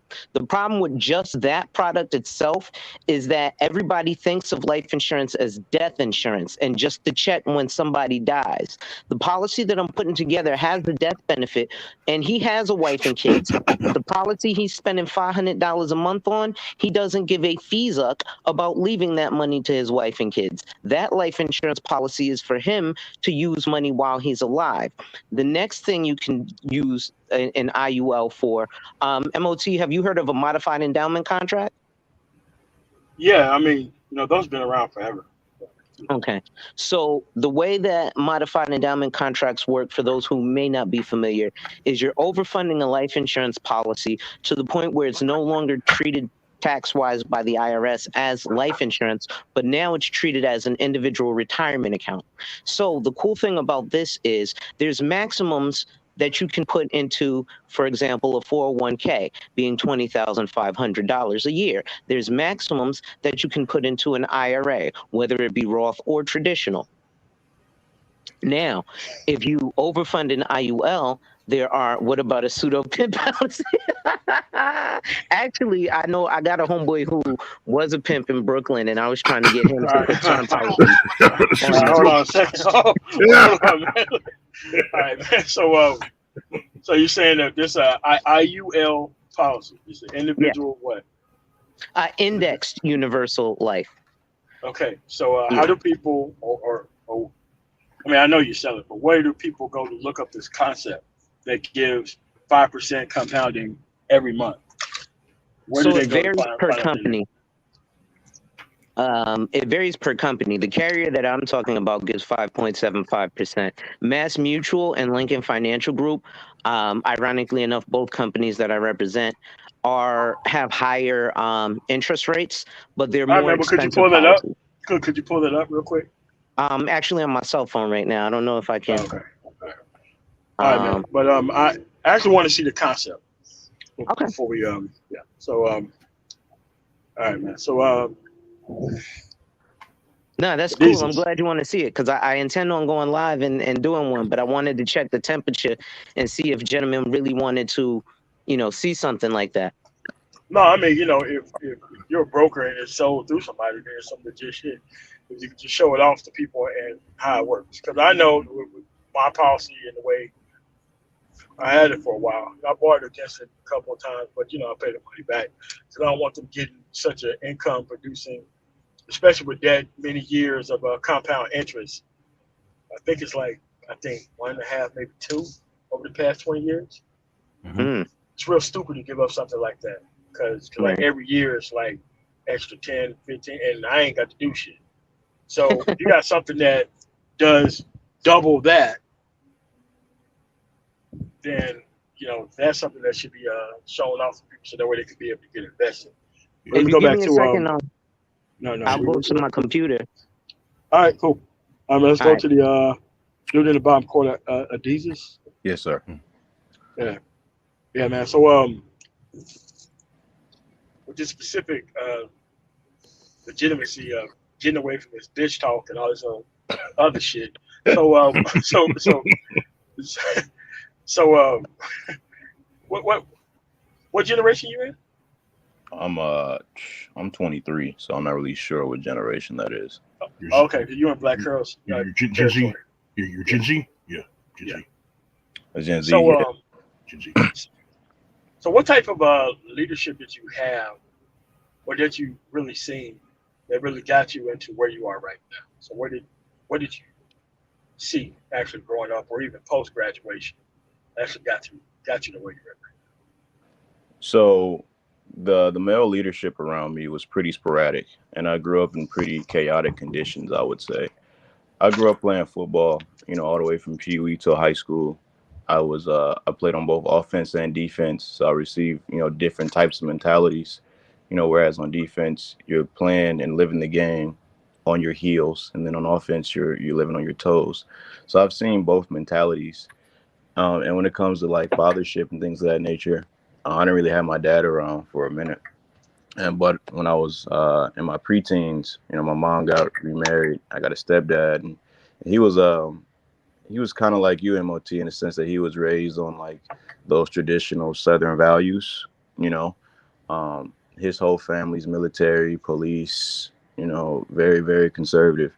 So there was that around, but we didn't really have the best relationship. So when it comes to like how I was influenced in the way I think now, I really got that through my own experience and this through my own drive that I would say was developed through playing sports. I always wanted to be the best man that I could be at every given second.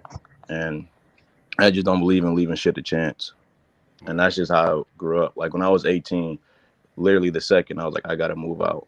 Whether that took me getting a second, third job, I did that. I was going to school. I was still going to the gym. I wanted things. I knew shit had to get done, and it's just the bottom line to it. Mhm. Yeah, yeah. I mean, because I think that a lot of people kind of in your age group is real frustrated. Like when I get emails, there's a real level of frustration with the leadership portion of what they actually see and where the focus is at. Like most of the people who want me to continue to do content are people like in your age bracket. Mhm. They're not really the older dudes. I mean, the older dudes are kind of set in their ways and shit. You can only help their parents at some point. Right. But it's just that people don't understand the practical application piece rather than just complaining about shit that ain't perfect. You got to get out there and get your ass on the ball. So that way, because I could tell you the stuff right now about the industry, but as a new person coming into the industry, my stuff may seem cool and all that kind of shit. Because right now, I didn't know that you could just pop off and just go get your own truck and get in the industry like that. And they don't charge you out to ask for insurance. I just found that shit out like a year ago. But it's gonna be hard to try to get somebody who don't know how to drive a truck and how to run a business. That those are two different things. Mhm. And it's like when you're dealing with these dudes, because of the previous circumstances that they're in, due to being gaslit on these fucking bitches, and now so now they got to correct all types of other shit when they should be worried about 23-year-old problems. Now they got 40, 50, and 60-year-old problems as a 23-year-old. And one more thing, these women. No, let me stop. Yeah, man, but that's where we at with this shit, right? It's like it's cool to have 23-year-old problems, man.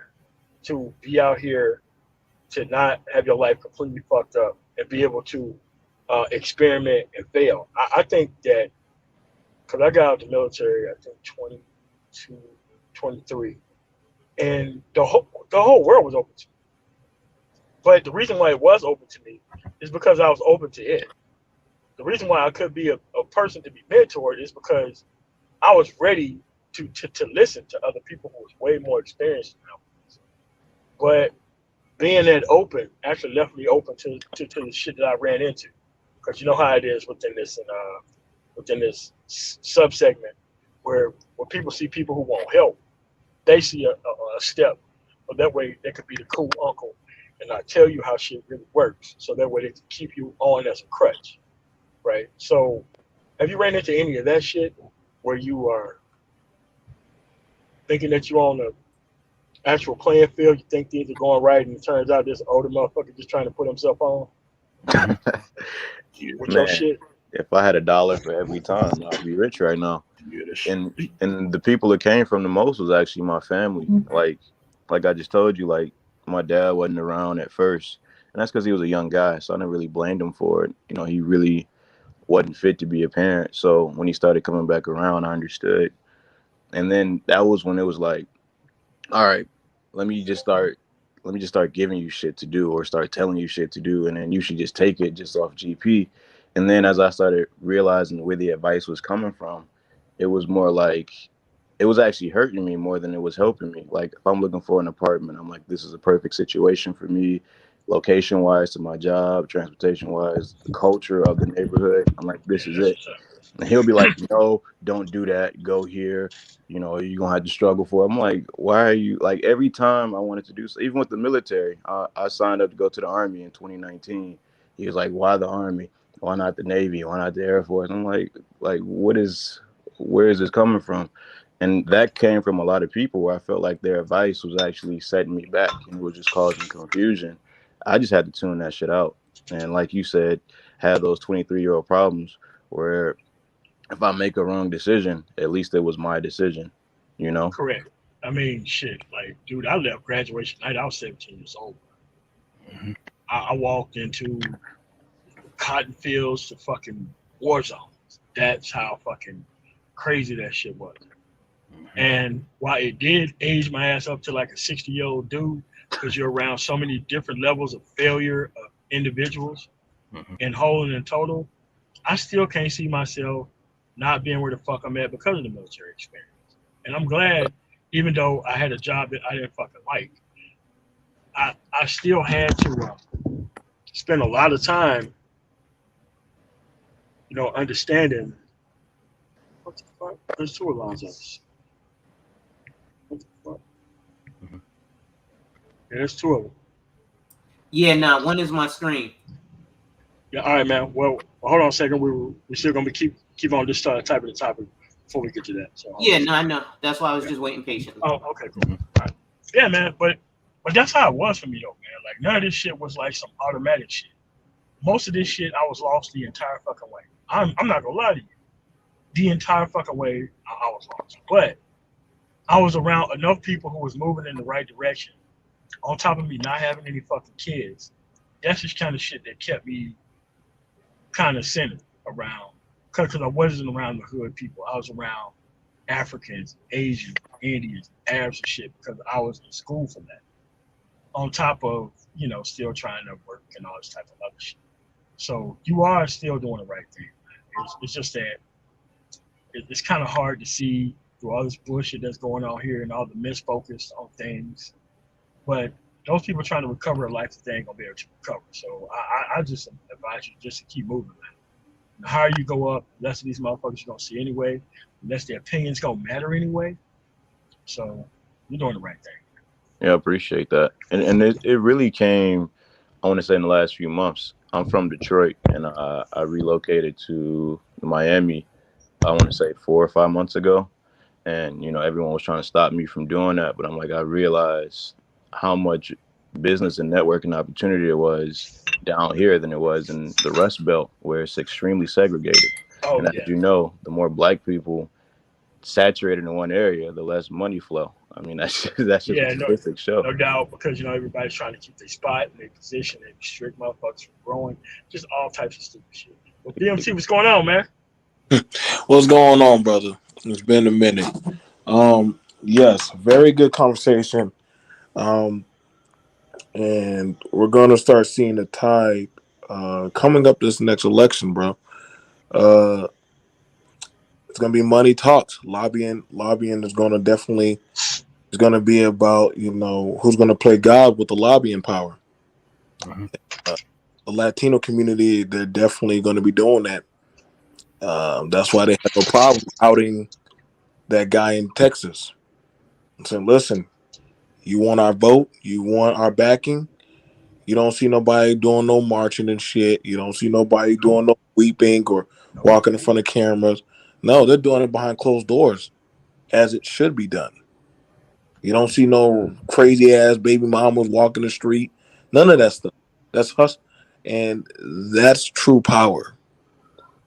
Yeah, That's like I had like a I opened a thing on like the like I had like a front door seat to how the Asian community kind of responded to when that dude shot that dude in that hallway in New York. Mhm. And I seen how the motherfuckers just did no marching, no nothing, no anything. They just dropped the fucking money. Like, this dude's not going to jail, man. So I don't give a fuck how y'all gonna figure it out. This dude not going to jail. But at the end of the day, they still had to be focused and principled and all that shit on everything else even leading up to that. But see, they knew how to put the pressure on the system the right way. And I think that since we have people thinking that they're part of political parties that they're not invested in and that they have no interest in learning the issues about, that's kind of where we are at. Because a lot of people like this comfort of just keeping the conversation circling around certain type of female shit, which is Right. pathetic and sad, fucked up. I mean, I could see if you had access to the bitch, it'd be something different. I could see if you was producing for the bitch, it'd be something different too. But if you just on some hoop dream shit and you ain't got access to out of that shit, it don't make no fucking sense to me. it just don't. It don't, and this is why I try to tell a lot of men, you got to stay away from the bitch talk and actually focus on the progressive lobbying. You got to learn how to start putting your money in the proper investments where you're gonna see it fold back towards you. Um, like I just sent a young man. I just sent a young man off into the Navy. Oh, that's what's up. And I sent him off. I sent him off to the Navy. I took him down there. I took him down there to the recruiter, and at first his family was like, "Oh well, I don't want him to go off and die." And I'm like, "What's he have to lose? Would you rather him run the streets and X, Y, and Z and foolish shit, or would you at least know he got 3 meals, a cot, insurance, and health care, and literally he's gonna come out. He can come out with a career." And I said, no offense, but he has a better shot than there. He can literally flip around in 8 to 10 years. Will probably do 20. Like they ran the same bullshit on me, man, when I was in MEPS in Jackson. Yeah, man, you have people blasting songs about anti-war songs and all this other shit. I'm like, man, how y'all fucking got time to be doing all this shit? Motherfucker, I'm trying to get the fuck out of here because nothing works here. And that's the type of pressure that you ran up against was other dudes who wanted you to stay. They didn't want you to leave. And dude, it's a war zone if you stay too. Right. And, Exactly. and see, what will happen is they'll shame you. So you're gonna go fight the white man's war. You're gonna go fight. You're gonna go and we got real war here on the streets. I said, what are you talking about? Anybody can easily beat y'all. Just gotta gentrify your shit, kick y'all out. I told that to some dudes. They felt hurt. Nah, man, you with the ops. No, I'm just telling you how it is. You want to get rid of niggas, buy them out and kick them out. Take over their environment. And when you start doing that to them, that's how you eradicate the roaches. You can't get if you can't get rid of the termites in the house, you destroy and get rid of the house and rebuild over. Yep. Yeah, it's just that, that's just the way it is, man. And you just said these dudes need pathways to get the fuck out of here. And that's You might got something in the background. Yeah. I got it. Yeah, but it's just that that's kind of where we at right now. Like these dudes need actual pathways to get the fuck up out of their situations. And a lot of them are bad situations. And a lot of times, man, you're gonna have to go into some shit that you don't want to go into. Or, you may have to move out of that household full of a bunch of loud motherfuckers and take up a room in somebody else's shit. You may have to do it. I had to. Yeah. You said, quick question. You mentioned something about driving trucks where you don't need to pay a shit ton of insurance. Yeah. Could you expand more into that concept? I didn't. Does it work? They have these you know the panel hook, gooseneck, that type of shit. Like if you're driving on the road, you see those trucks that are like BMT is in this business where he moves cars around and shit, and he don't need a shit ton of insurance to do so, even though he damn near does CDL work, but still get paid CDL money. Interesting. But it's just not that hard. The equipment's not that hard to come by. It's just that you got to have a contract or a way to get the actual business out there and a way to come back. So I'm not sure how that works. That's a BMT thing. I hooked you up with him behind the scenes, so we can talk to him about that. But I know about it, but I don't know how it works. But I know that their insurance is way less than what my insurance is. Yeah. Okay. Actually, I was going to tell you, I was going to send you we're actually now going into getting box truck. And the thing about it is this, listen, and I'm telling a lot of you brothers, I'm not going to feel any pity or sympathy for y'all no more if y'all not going to go out there and actually start exploring your options. Yeah, I'm Go get it, like, and I told that to a few young guys at the pier. You know what I'm saying? Oh man, like these immigrants are taking the jobs. Like, no, they're just exploring every orifice of the cracks to better their chances of survival. Yep. And so, like I said, like, listen, I had no problem calling. I wasn't calling for no game or no goddamn how to pimp and shit. When I didn't understand on how to jack up or do certain stuff with my truck, I called a professional. Mm-hmm. I called men that were in that craft and say, hey, I need to know this.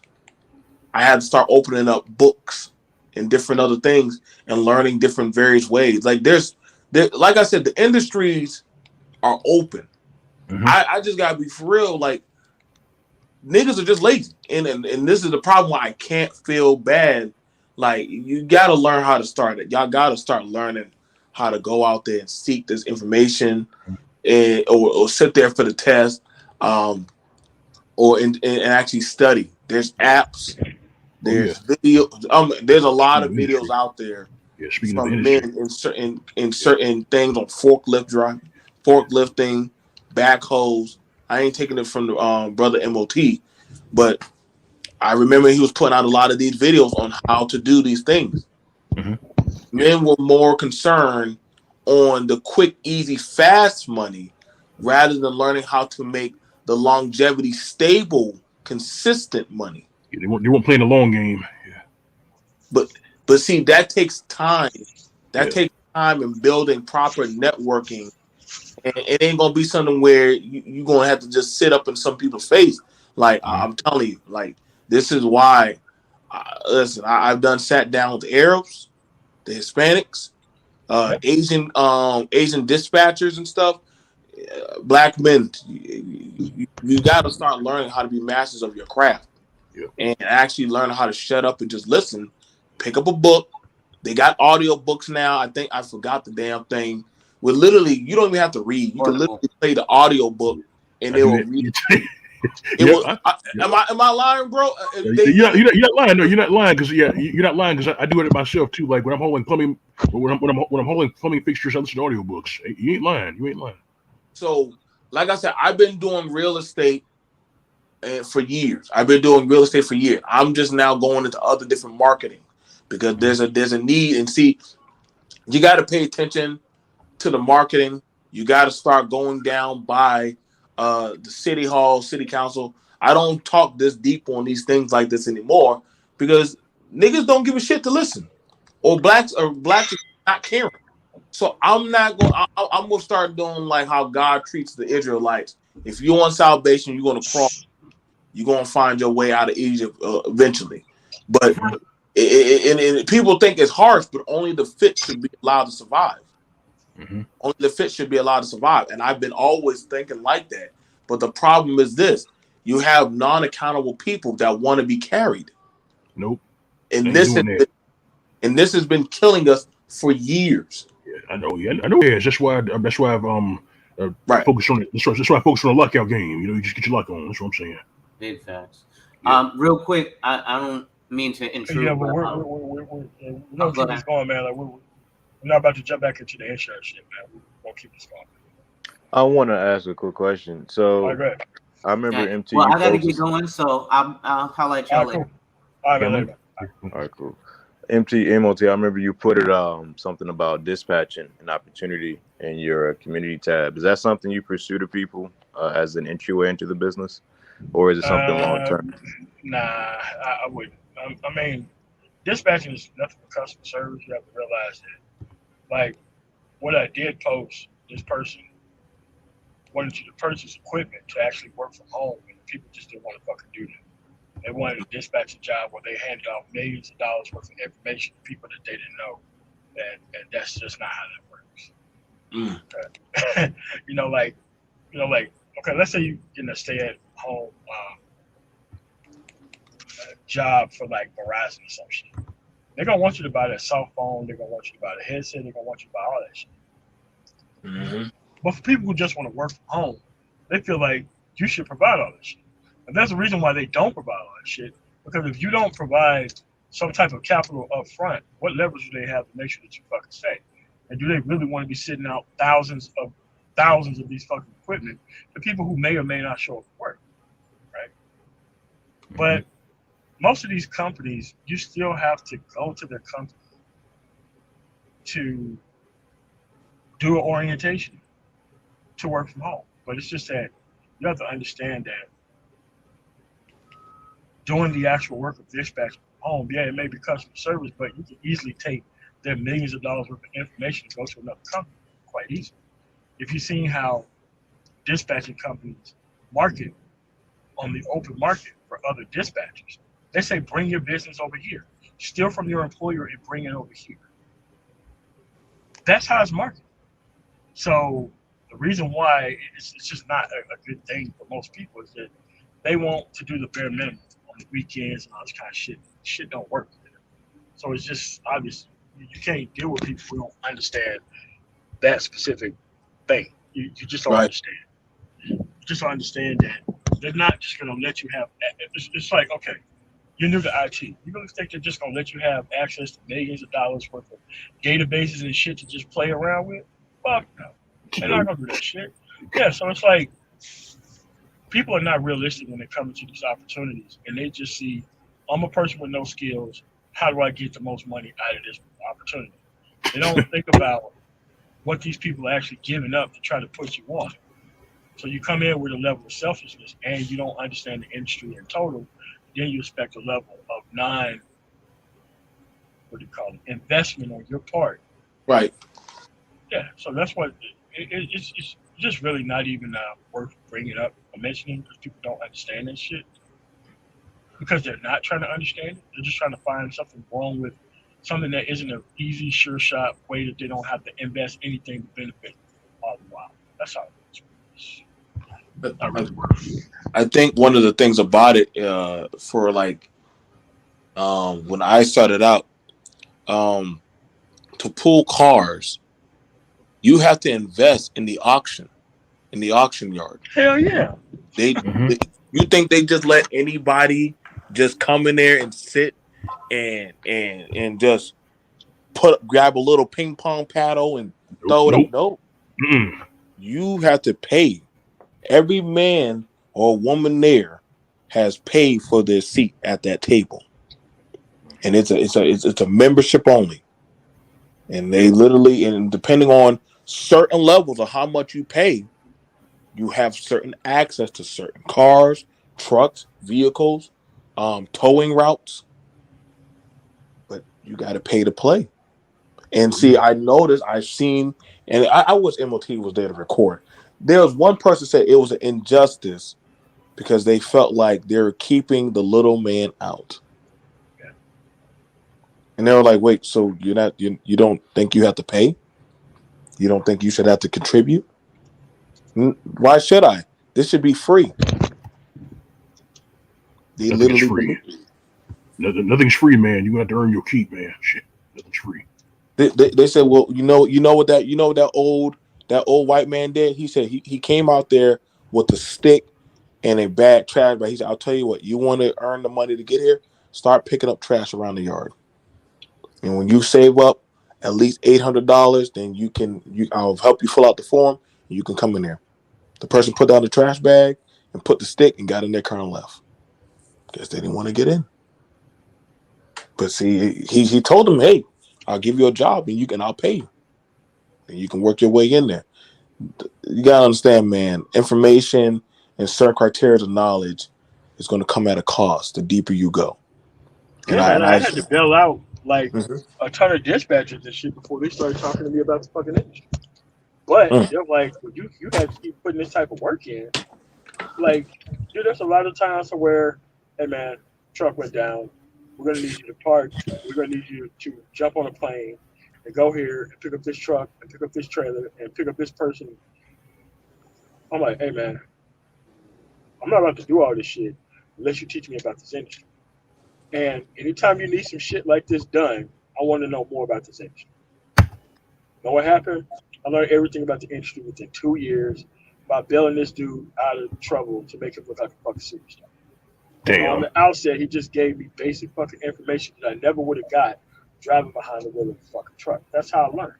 I had to invest something to get something out of it.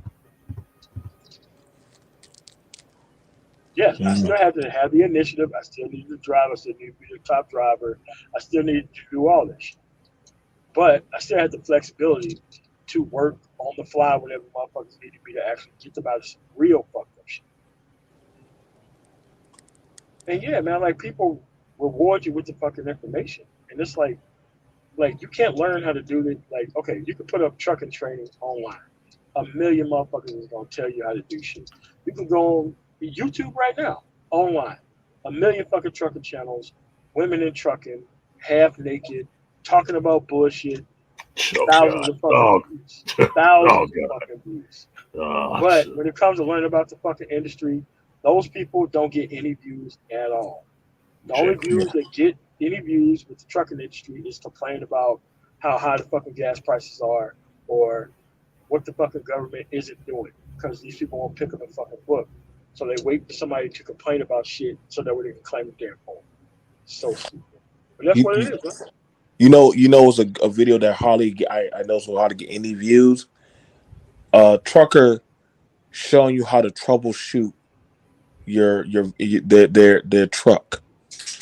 I can and MOT will tell you that those videos will save you thousands upon thousands of dollars in time, knowing how to troubleshoot your vehicle, how to properly listen for certain sounds, which you should already have known before you get in your cab.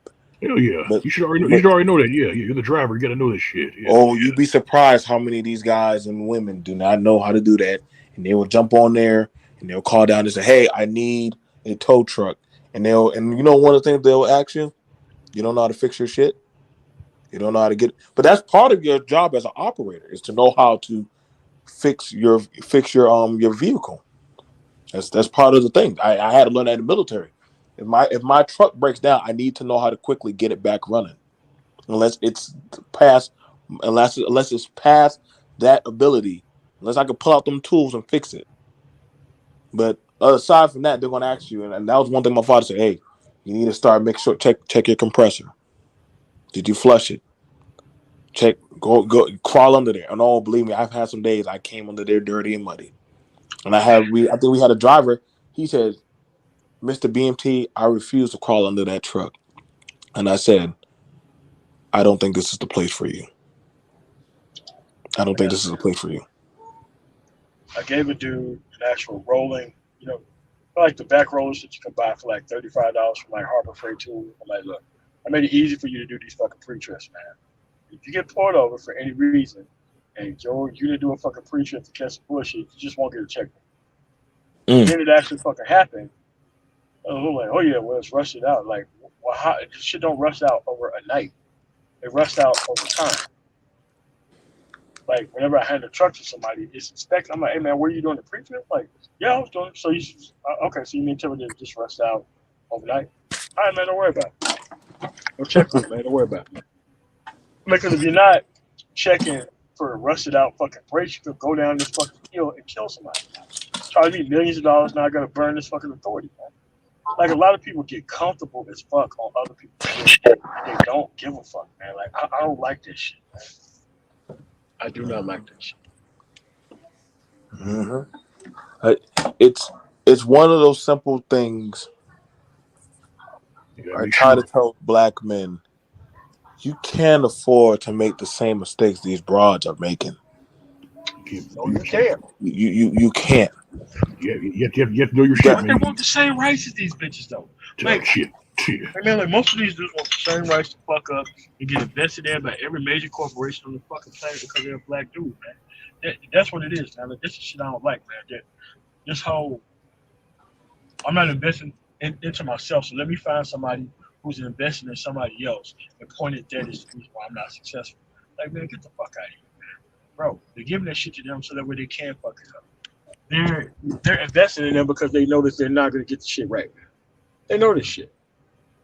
And I always, and this is why I'm like, if you want to go get treated like a broad, I'm going to treat you like a broad. I said, because how can you want to be the master of your environment, but you want to be that of like the women? And when you tell that to them, they get emotionally flustered and mad. Yeah, I'm like, listen, man, no other group of men is trying to argue to be like their bitches.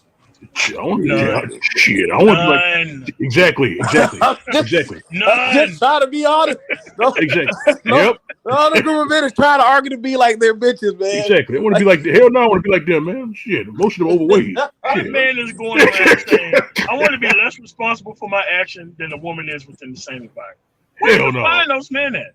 Hell no. Where you find that at? Well, you throw that motherfucker in the garbage. Damn. Throw the whole nigga away at that point, man. Get him out of here. Oh. Oh. I'll get involved, man. But you got to make sure. Yeah, shut your webs going on, man. Chilling out. Yeah, but that's what you got, man. You got a whole bunch of dudes. They're like activated bitch ass niggas and don't even know what the mission is. Even as a bitch ass nigga, they don't know what the mission is.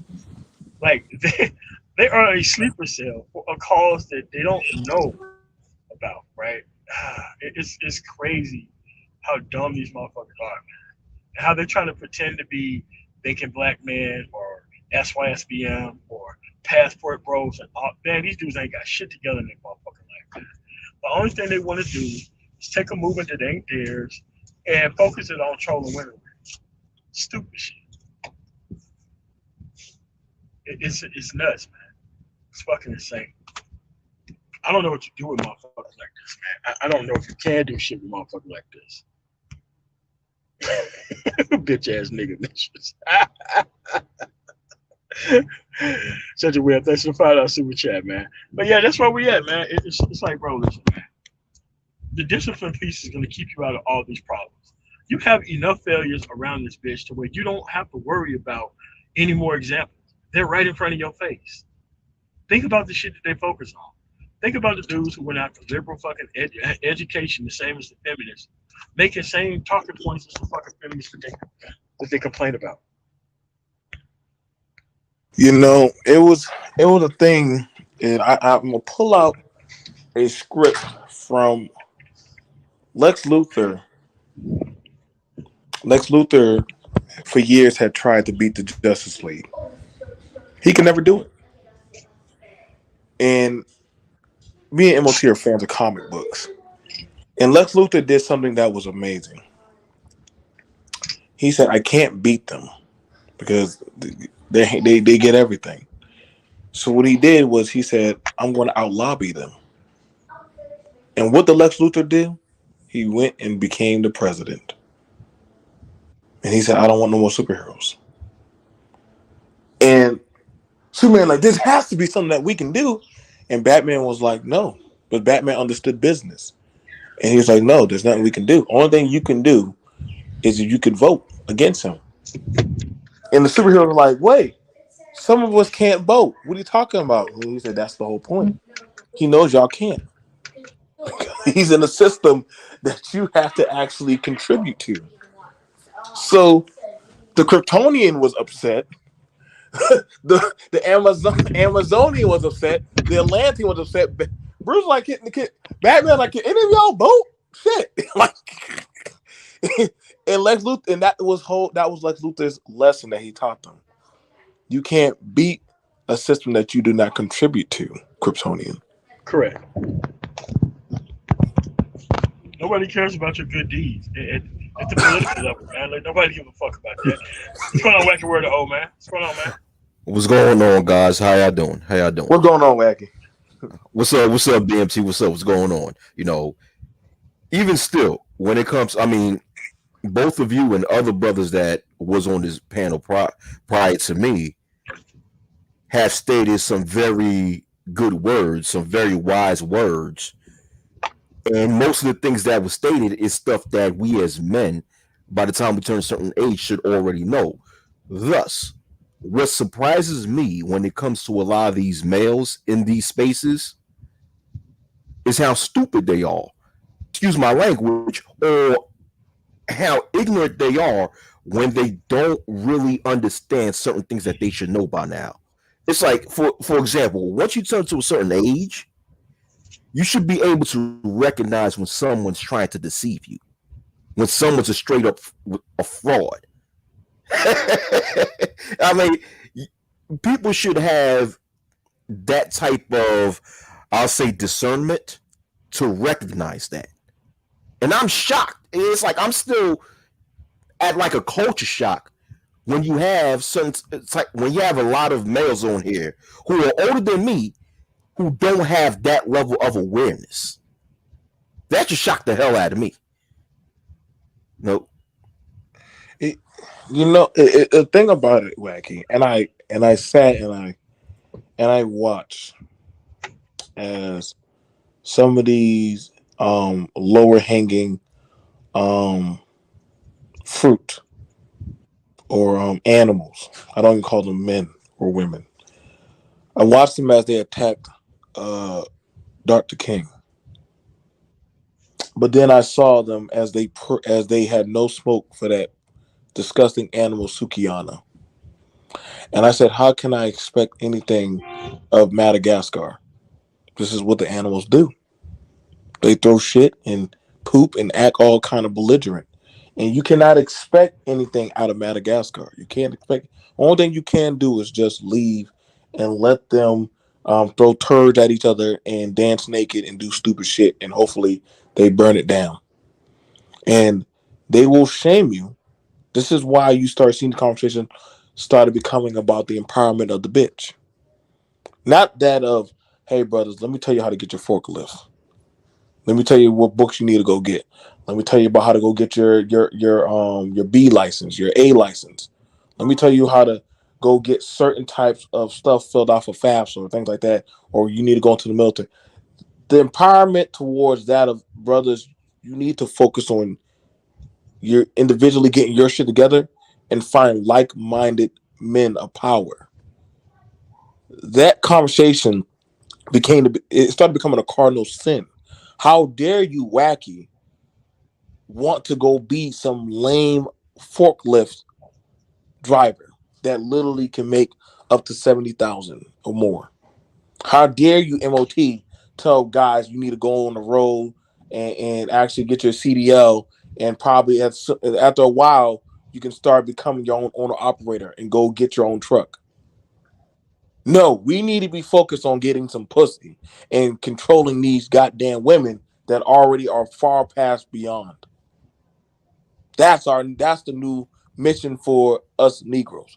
And I'm like, you can't control that does not have no desire to ever want success. And so this is where it is where you've been entertaining the animals. Civility done been left. That's why I said, that's why you notice all this shit is celebrity gossip, stupid talking points and shit. It's like goddamn shit. You got all kind of rhetoric of indoctrinational talk. I said, let them have it. Yeah. Don't try to change them. Let them eat their shit. That's the only choice you have, really. At that point, that's the only choice you have, because to me, you know, like Albert Einstein says, you know, insanity is doing the same thing but expecting a different result, and that's what you see. on here. I mean, I mean, you see these individuals ever since the start of the 2.0 era.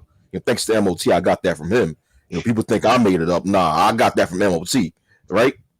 But it's like they're trying to control the quote unquote big booty Brenda, and I just don't get it, because any decent male, any decent man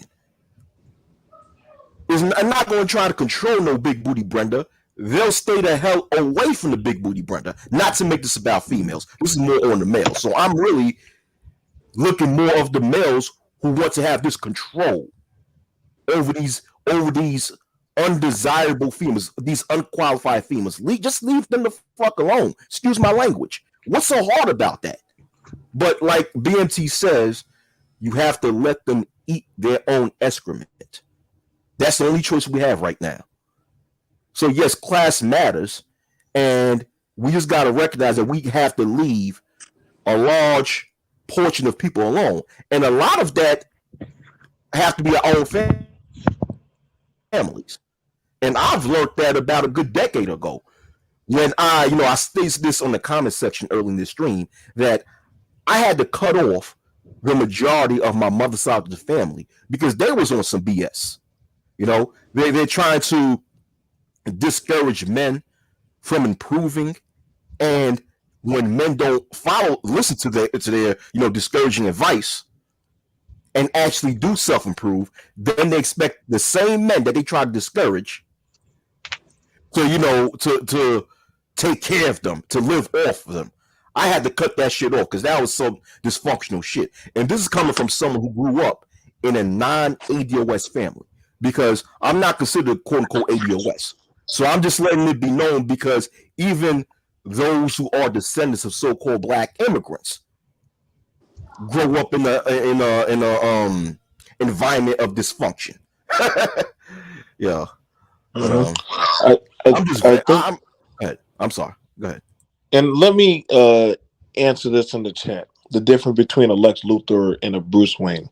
And me and MOT can have that verbatim of debate again. Batman tries to rehabilitate the animals. Am I correct about that, MOT? Yeah, like I'm on Lex Luthor's side. I don't like how his jealousy has took. Like I'm more of a forever evil Lex Luthor. Right. So this is where the Bat family says, Bruce, you're a fool. You keep trying to rehabilitate the animals. Jason Todd had the whole idea. Damian Wade and Ra's al Ghul, everybody was like, yo, why you keep trying to bring these people back and all this other shit? You could just put them down. Versus Lex Luthor said, I'm done trying to fight. I'm just gonna I'll buy y'all. And when I'll buy y'all. And see, when you start outdoing and integrating your system that they cannot compete with. What do you think that's how Darkseid took over the whole cosmos? See, I'm throwing y'all some comic book knowledge too, along with some actual knowledge. Darkseid just said, I'm just gonna rewrite y'all system. That way you got nothing to go on. And see, that's why they shame you about leaving their system and their program. How dare you, Wacky, not contribute to our dysfunctional family? How dare you, MOT, not leave our town? How dare you, BMT, not be unaccountable with your reproductive shit? And so they will shame you into what you're doing as a cardinal sin. I hear y'all fools talk about integration was the worst thing for black people. And I'm like, well, fuck you, because ultimately I do just fine. I'm built to compete. You want me to stay and accept that this type of shithole, like we're in Elden Ring or some crazy shit. No, fuck that. I'm getting out. I'm getting out, dude. I will be a tarnish. I'm getting out this motherfucker. I'm not going down like that, bro. Like I got options, man. I'd rather take the katana and then commit seppuku before I do this crazy shit. Because at this point, we done seen the people preach about the game, and at the end of the day, look how they go out. Look at the motherfuckers that talk about all the game, the dating, the fucking, the goddamn, the pussy revenue. the bad whoredom bitches. There's no way in all of the universe they keep having the same ending story. And that is the definition of insanity. You're doing the same thing over and over again with the same process, hoping for a different result.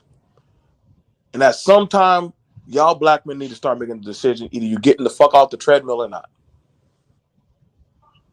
You know, and let me say something too. Is that why is it when it comes to a lot of these? Well, I'm asking a rhetorical question because I already know the answer to this question. But why is it that a lot of these so-called black males on social media always trying to create a boogeyman that's trying to pull them back from improving?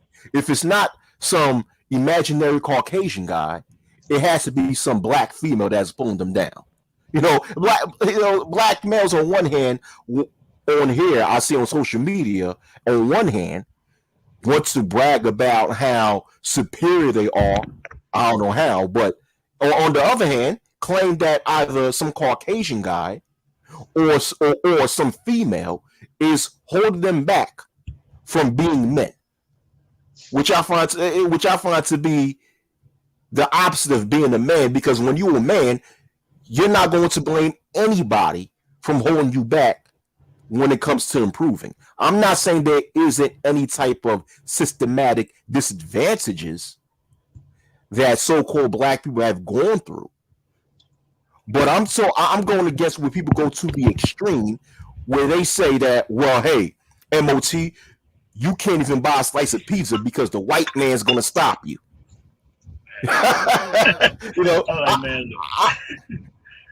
I've heard some BS right where I was watching a video where this young brother from Harlem, New York. At that time, he was about maybe 8 or 9 years old, very intelligent for his age, and he stated how he wanted to be a scientist. I think a chemist or something like that. And he said that's his dream. That's what he wants to be when he becomes an adult.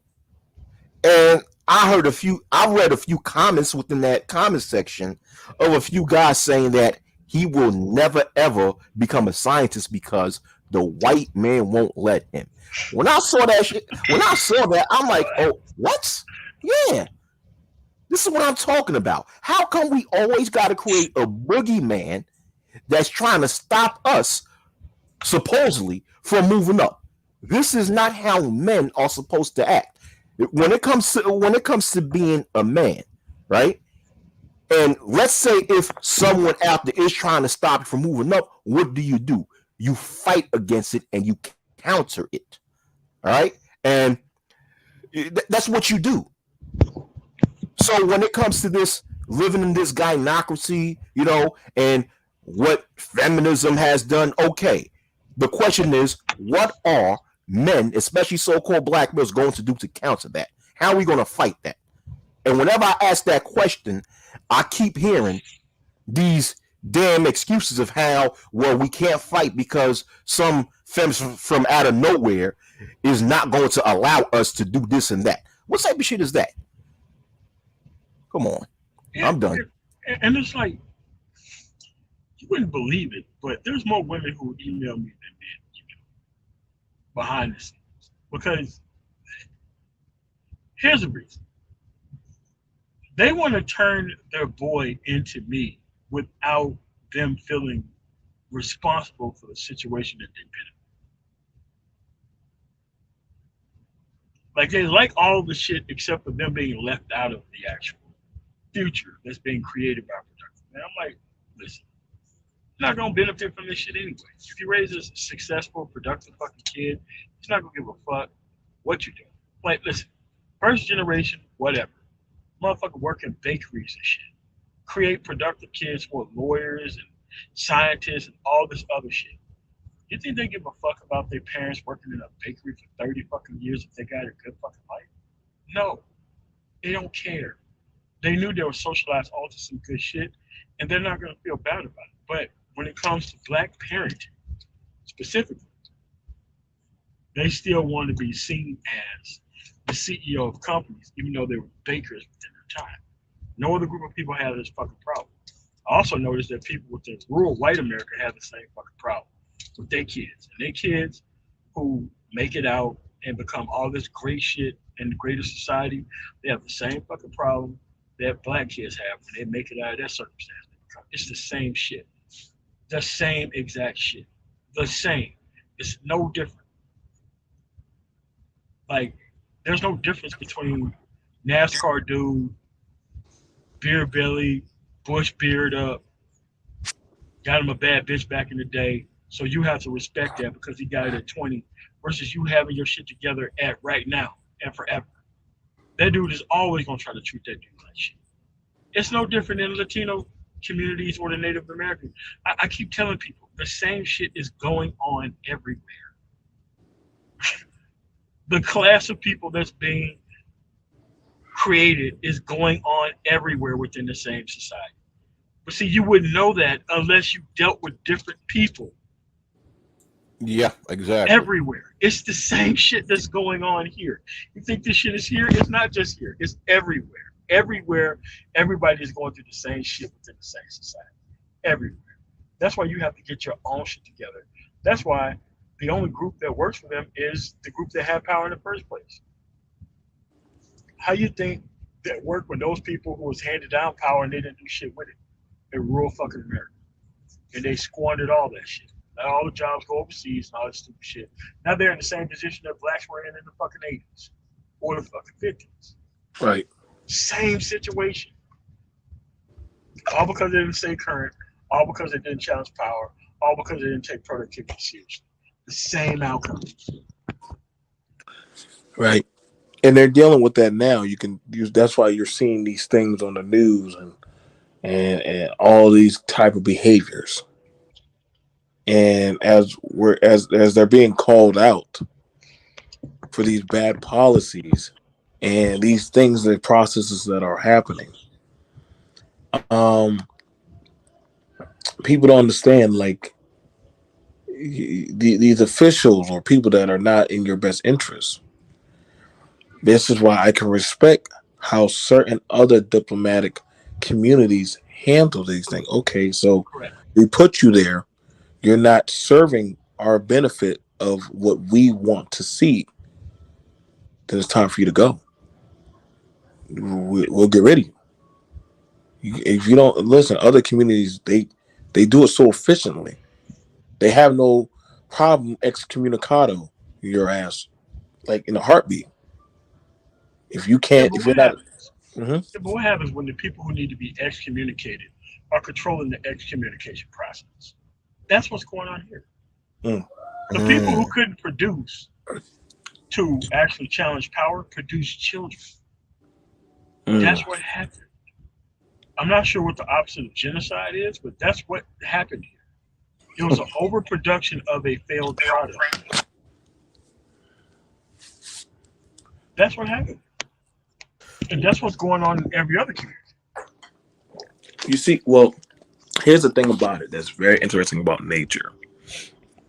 Nature always has a way to self-correct itself because no matter what, it has to hit. No matter what, you can upgrade it as much as you want. Sooner or later, the computer has to restart itself. It has to.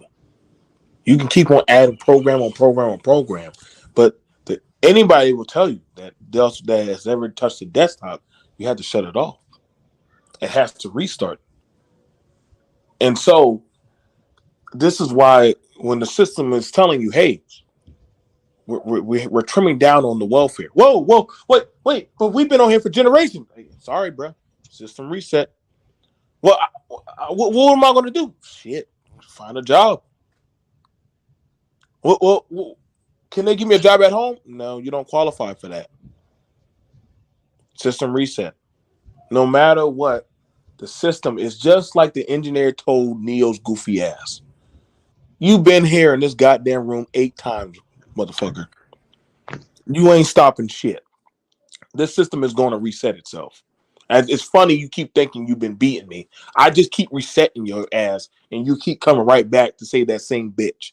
That was the irony of Neil. He kept coming back to say the same bitch. If he literally just said, fuck the bitch, I'm just going to go ahead and just go through the other process. But guess what? He always want to go save the bitch. So the engineer's like, well, fuck it. I made the system. You keep on you ain't trying to go against the program that literally you keep walking down. That's why Neo was not the one to save the system. It was actually Smith. He said, fuck this system. That's why Smith was the ideal person. A lot of you guys don't understand. Smith was like, fuck the system. I want out. And I will get out by any means necessary. You got to get to that point where you just say, I'm done. When I got tired, I put my ass on the Greyhound bus and went up there to goddamn Jackson. From Jackson, I went to Fort Benning. I didn't look back. When I came back for a visit, same dudes were standing at the gas station drinking goddamn lukewarm beer and boiled peanuts. Damn, bro, you gonna salute me? No, fuck you. When you gonna get a job? Man, I got 3 kids, man, and another one on the way. Now these guys are 40 years old, still busting the sag, still trying to live young, getting there, still trying to be hip and cool and shit. You got to just let them die off. That's why I said nature has a way to correct itself. MOT. That's why you think Rome collapsed. Why you think China? They started saying, "Well, shit, y'all ain't want to do what y'all gonna do. Well, fuck it. We'll just make it to where y'all cannot survive." So it's gonna happen now. That's why people in America are afraid right now, because it's either you're going to be able to keep up or you're going to die off. And you got to just let it happen, man. Let those who want to die, let them die their beautiful death. I promise you, it's just going to happen. Other society will go on and they will be erased from the books. And people don't like saying that shit, but it is what it is, man. That's why the Latino community had no problem putting down that dude. That's why other groups have no problem putting down their own. If you're not going to be an asset towards that or contribution, you have to fucking go. They've already told that to the goddamn Hispanic governor in Florida. You ain't going to get our bill signed, dude. We're getting rid of your ass. We'll put another one in your place. That's power. Go ahead, Wacky. I'm sorry, bro. No, you're good. You're good. You're good. I was just going to say that BMT, I've made a similar statement that you've made almost 20 years ago about how in the upcoming times, people who are not able to keep up are just going to die off. And because I said that they have to die off in order to make society better. Man, when I stated that, people call me all sorts of crazy.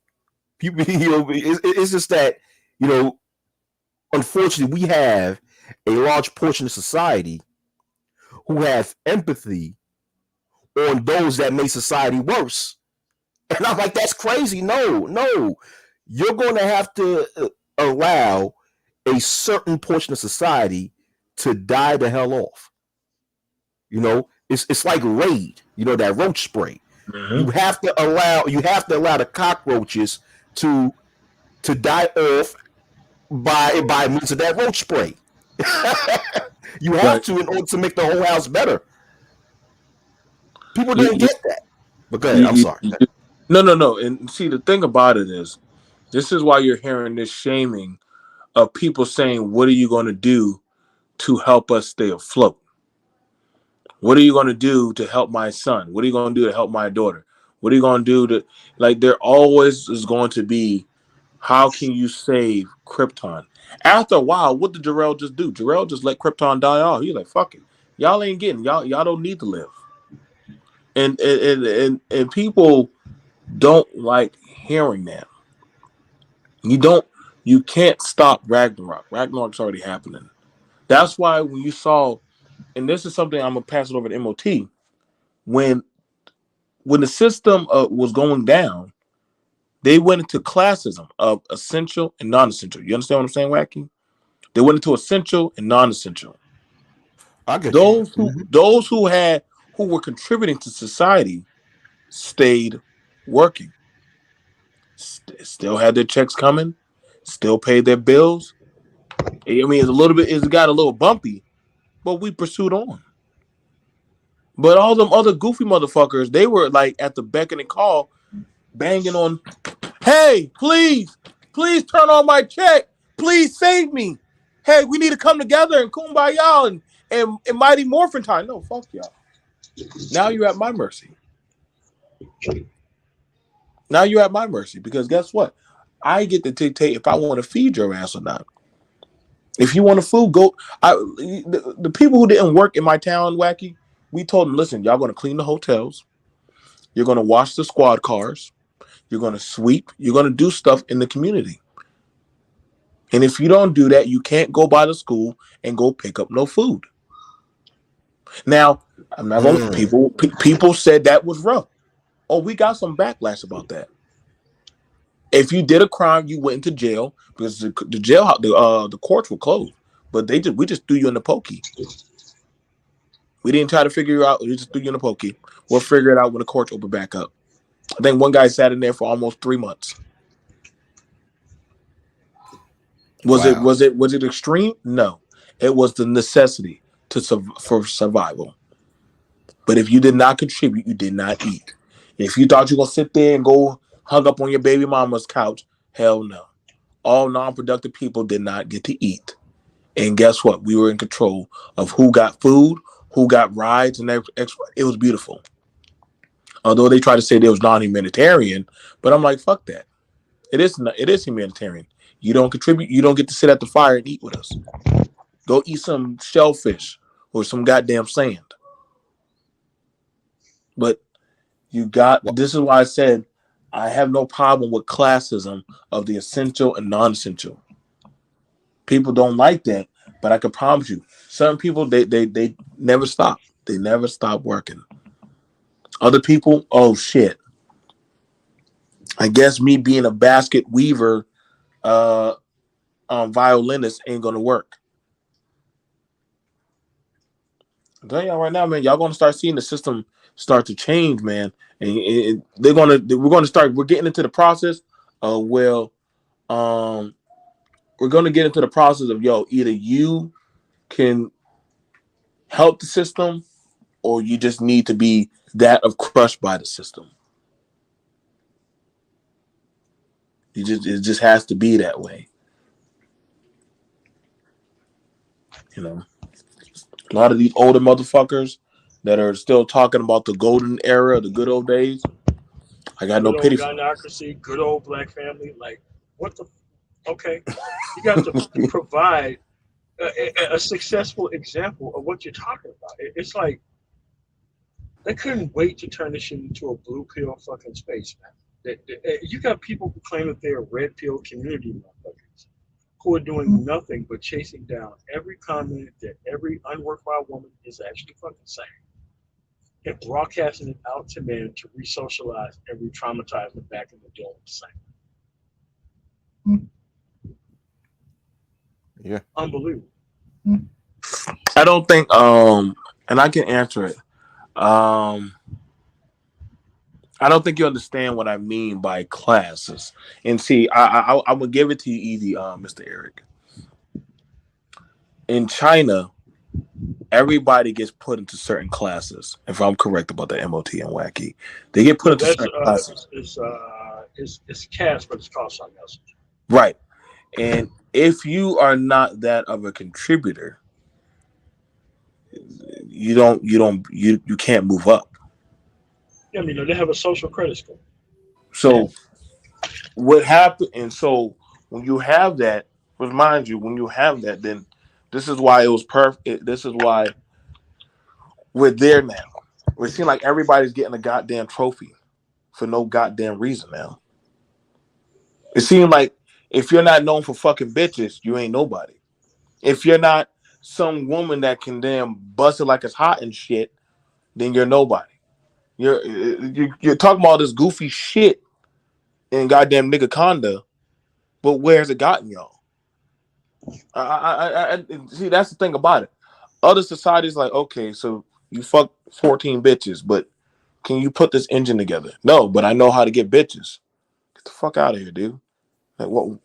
Get this guy out of my shop. Go ahead, bro. Oh, you can finish up. Finish up. No. I'm just saying that this is where it's become where you see all these goddamn game show dating shit. And you got all these goddamn dudes telling y'all how to get bitches, but they can't put y'all on to no goddamn workshops or nothing on how to get a fucking job. And the men that talk about that shit, that literally tell you how to go get your notary, your LLCs, your goddamn shit together, hell, just to go get a viable, sustainable income, or how to go get certain type of permits and stuff. Fuck that. I need to know how to get a bitch. Right. Because, See, because once this you is get a why. bitch, everything Okay, pops after that. And who has won that battle? Anyway. Right. You know, this is why I'm so thankful that I've had my father in my life throughout my whole life. You know, and my father, you know, I can give him credit because my father socialized me in a way to understand that it is normal for those who don't contribute to not get a thing back in return. If you don't contribute to being productive in your life, you don't deserve and will not get a thing in return. That's how my father socialized me. Therefore, to me, it was just a normal part of life that as a man, the first rule of thumb is to be able to establish yourself, to be able to clothe yourself, feed yourself, and provide a roof over your head.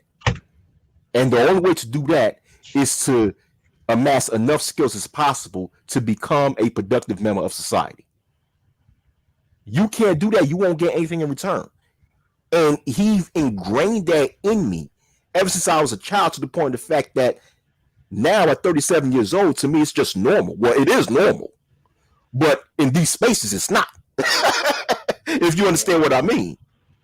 So looking back and just looking back at my life and seeing all the guys that I grew up with and how they ended up, and also seeing a lot of these BANs in this space, I look back and I just appreciate my father so much. Like just how an MOT speak about his relationship with his grandfather, I look back and look at how I've had that same thing with my father, man. Because if it wasn't for him, I don't know what would happen to me if it wasn't for him.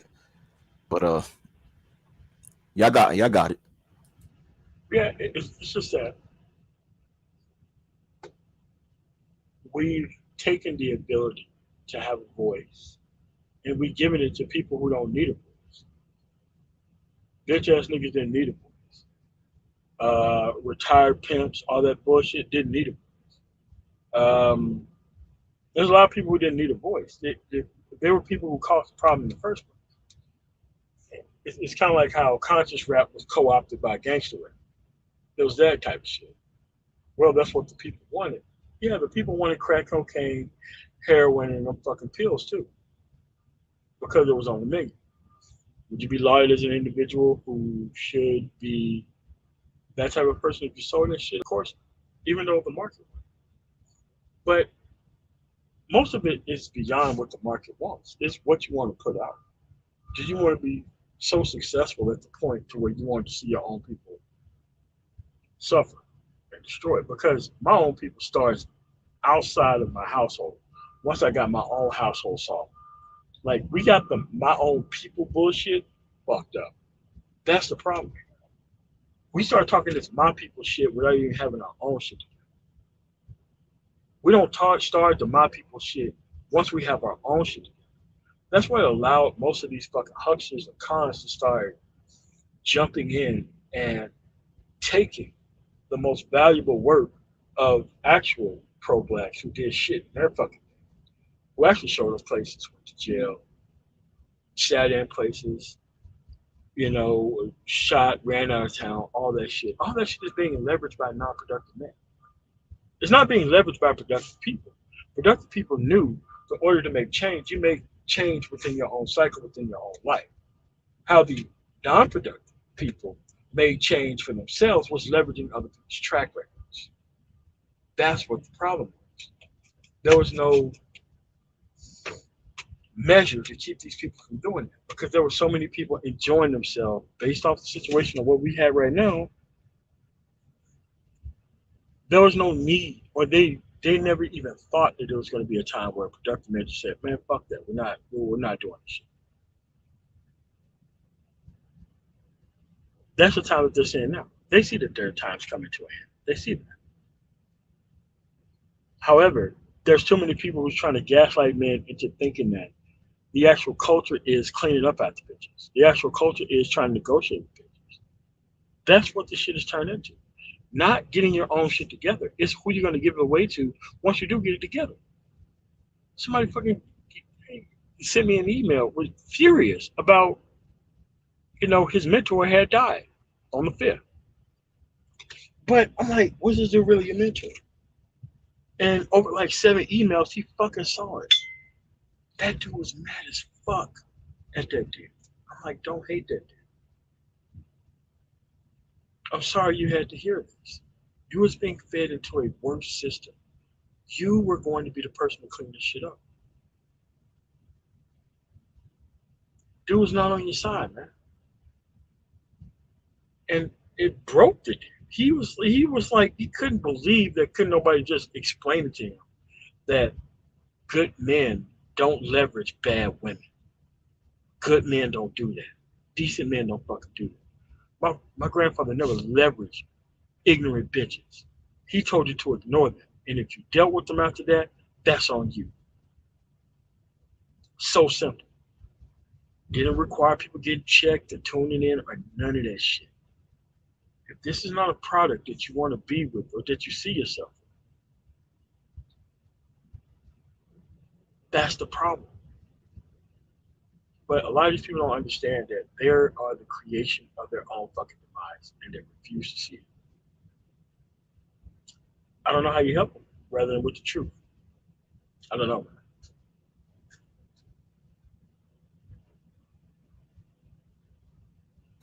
man. Good words, yeah. It's one of those things, and I remember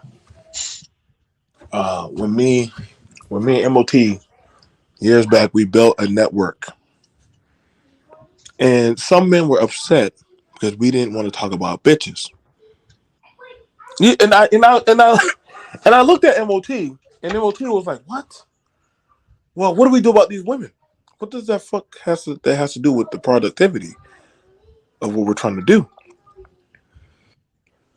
And you learn some men were trained to not be able to function without a bitch. Yes. They cannot see themselves without that animal. She's the leader.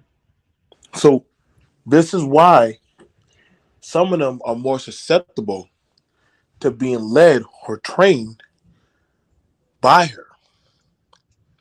Because that's all they know. That even down to the older model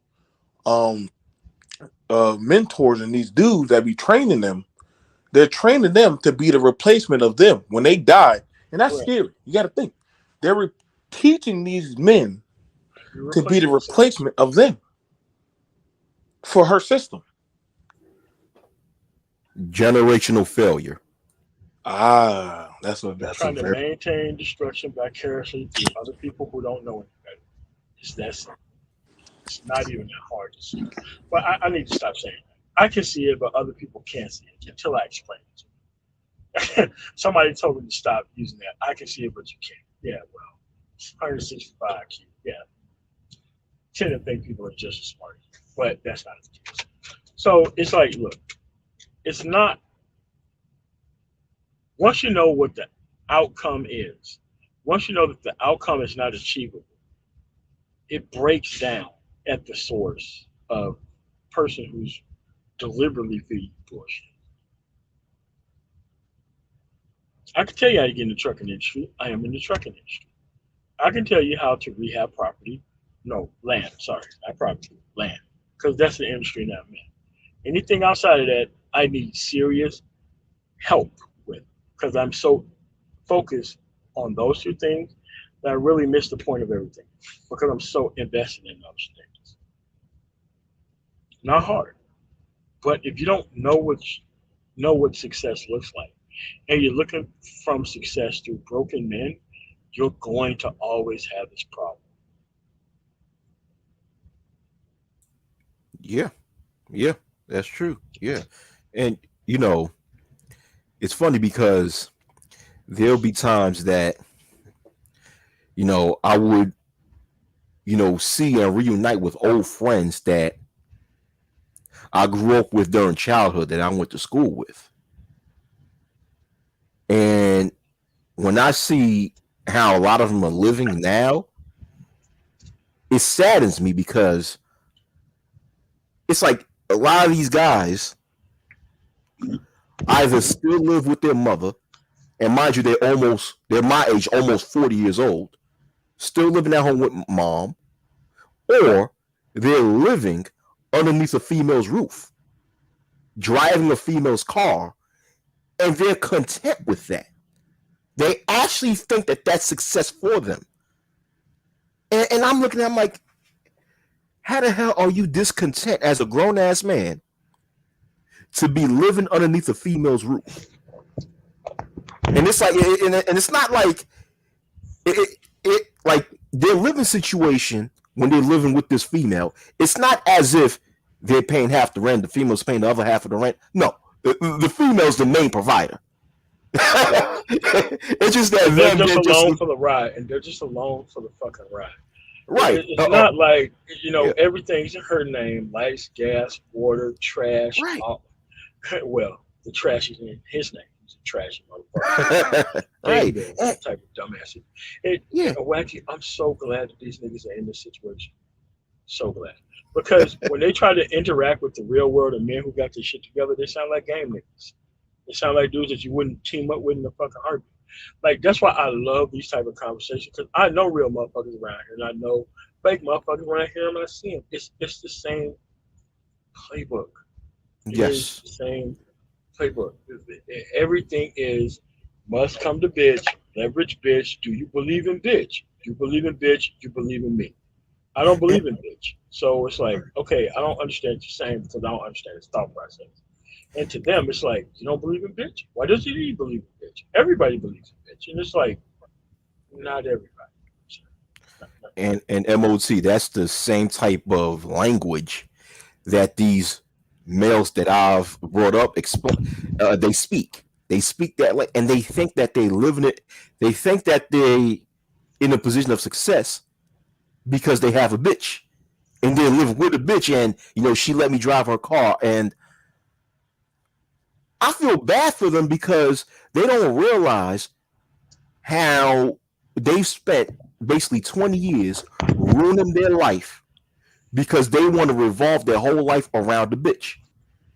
They don't, but the thing is, and I had to just cut them off because I cannot be around these types of people. These types of people just give me bad energy because I cannot be around failures. I don't do well being around a group of failures. I don't. So I had to cut them off. I'm like, it's like any decent man does. You cut off people like that. I don't speak bitch.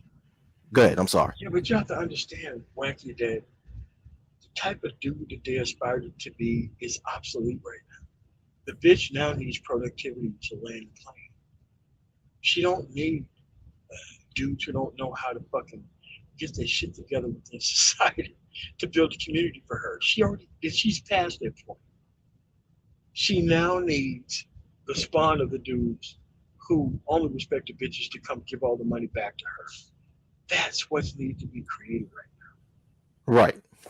Right. She don't need more sperm. She needs more productivity without the attitude of trying to hold her responsible for shit. Like, that's what it is. That these dudes are living up to an obsolete business model that went out of style in the early 2000s. Exactly. Living up to an obsolete business model. It's so fucked up. It's so fucked up, and it's so sad that they don't know how nobody fucking needs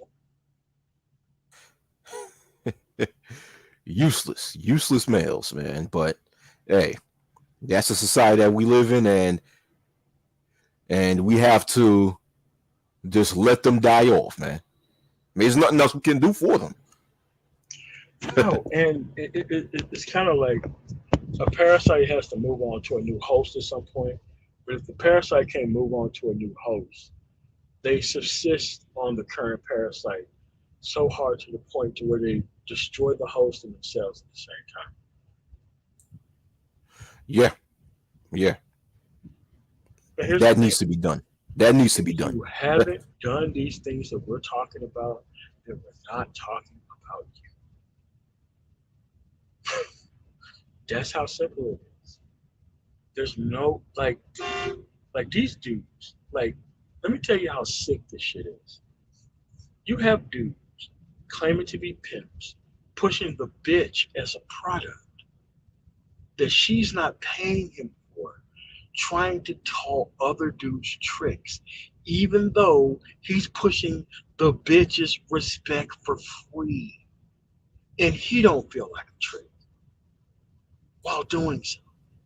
While not having access to the bitch, the concept of the bitch that he has no access to. Think about what kind of mind fuck that is.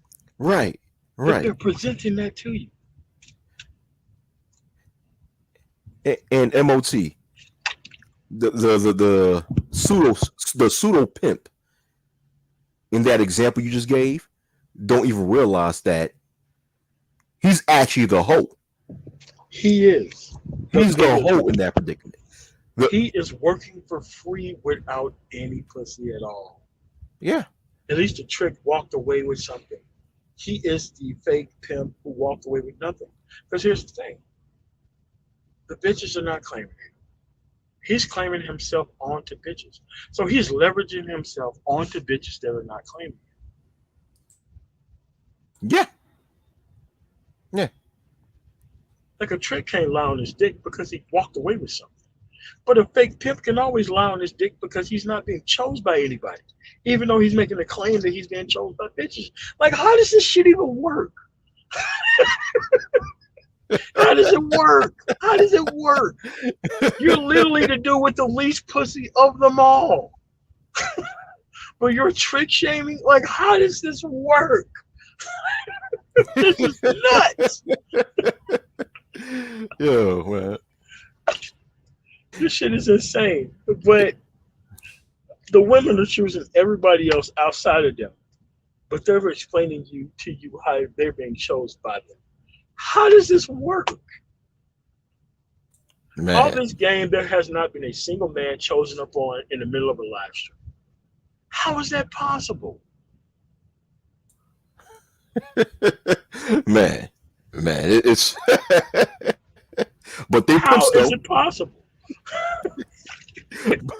But they're pimps though, supposedly. You know. But they're I pimps used though. to do women. I used to run hoes. I don't have a problem with bitches. You don't? Why don't we invite on the finest of the ratchets and let you try to handle them real time? That shit happened recently. Dude has an enormous channel.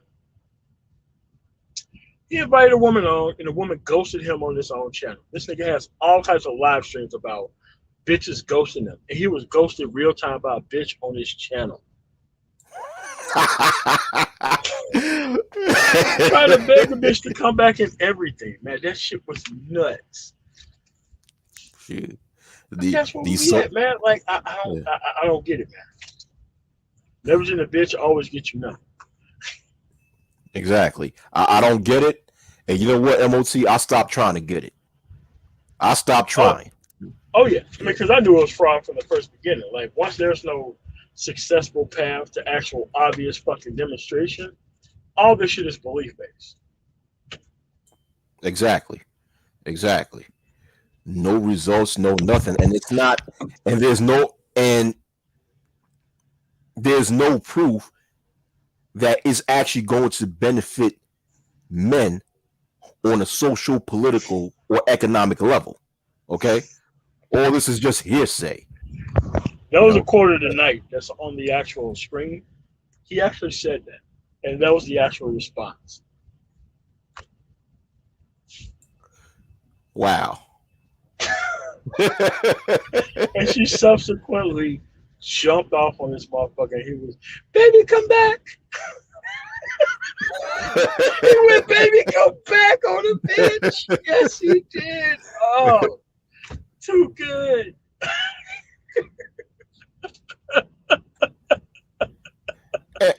And the thing is, not to go back to my 1.0 days, right? But during the 1.0 era, the vast majority of us was telling brothers that, listen, a large portion of these socially engineered females Yes. are not worthy for you to even be like 10 feet away from. So you have to stay the hell away from them. You have to be able to recognize what type of person, not to make it about the females, but you got to realize what type of female has the substance to fit your lifestyle and who you are as a man, which just is common sense. Not like we was not in the business of trying to make ourselves appealing to unqualified females. We was not in the business of that. So when it transformed to this shit, it's just mind-boggling to me. Man, bro, I was listening to that shit like, did this nigga literally get ghosted on his own panel by the same woman that he claimed that he was running? And you invited her on. And I'm like, dude, listen, keep the lie going. Don't allow these bitches in your face. You're going to look like KS, I'm telling you. You're going to be calling Nicki Minaj a 9. And there's no justification for that. None. Whatsoever. Like, you're going to be saying crazy shit. But it's crazy how these motherfuckers have been. They were looking for a humiliator in chief, man. That's what they were looking at, man. They were looking for a humiliator in chief. These bitches finally know what time it is. It's time to date a productive dude. It's like, bro, do you know the type of people who called into that show? Most of them fucking with. But these dudes believe in the blue pill dream. The blue pill dream and the purple pill fantasy and the black pill reality. That's how I break down. And you know what? And with that MOT, I'm gonna have to leave. Yeah, you know what I'm saying? I got to it too. Hey man, you got any last words before we get up out of here? Yeah. Well, my final thoughts or my last words is, first and foremost, thank you, MOT, for inviting me onto the stream. This was another great conversation. And to anyone else that's listening, is that we have to accept the fact that there is trash within our own kind. Therefore, we have to leave them alone. There's a lot of people, especially as men or as so-called black men, we have to know how to leave the trash alone. And once you do that, your blessings will come tenfold. Because a lot of the times, my firm belief is that a lot of people are not receiving their blessings because they are around a lot of people with a succubus spirit, or people who are energy vampires, and just people who are failures and try to spread this energy of failure. And when you cut them out of your life, your blessings will come tenfold. That's my belief. Some will agree, some will disagree. Either way, that's my belief because I've seen this in my own life. But anyhow, once again, MOT, thank you for inviting me on. This is another good panel. And MOT, have a great weekend and keep doing what you're doing, man. So everyone else, have a great day. Peace. All right, man. I want to thank you guys for coming through. I normally don't have this much time at this point in time in life to be doing long ass live streams and shit. But you guys have got to understand, man. A different class was always the answer. A different level of engagement by individuals, not groups. Individuals who want to be successful. Groups can be successful too. That's what happens when they see all these other people are doing things. You have to realize that there's not minimum wage, not anything else. It's your inappropriate level of understanding of how things work. It's the reason why you are behind. and along with the skills and abilities to give to the current society in order so that we can win. A lot of these people have spent the majority of their lives on quick hit processes so that way they could actually move forward. These things don't work. We've seen that it don't work. And there's nothing wrong with you. You have all the actual ability to make it past the shit that these people are currently using to make it in society now. So with that said, I want to thank you guys for coming through on the Man Tomorrow. Thank you for 150 subscribers during the live stream. What kind of shit is that? But I don't think I had 150 people listening. But I want to thank you guys for subscribing and coming through. You guys have a really nice day. Peace. Thanks for the people who subscribe and donate to the channel, Super Chat wise. Later.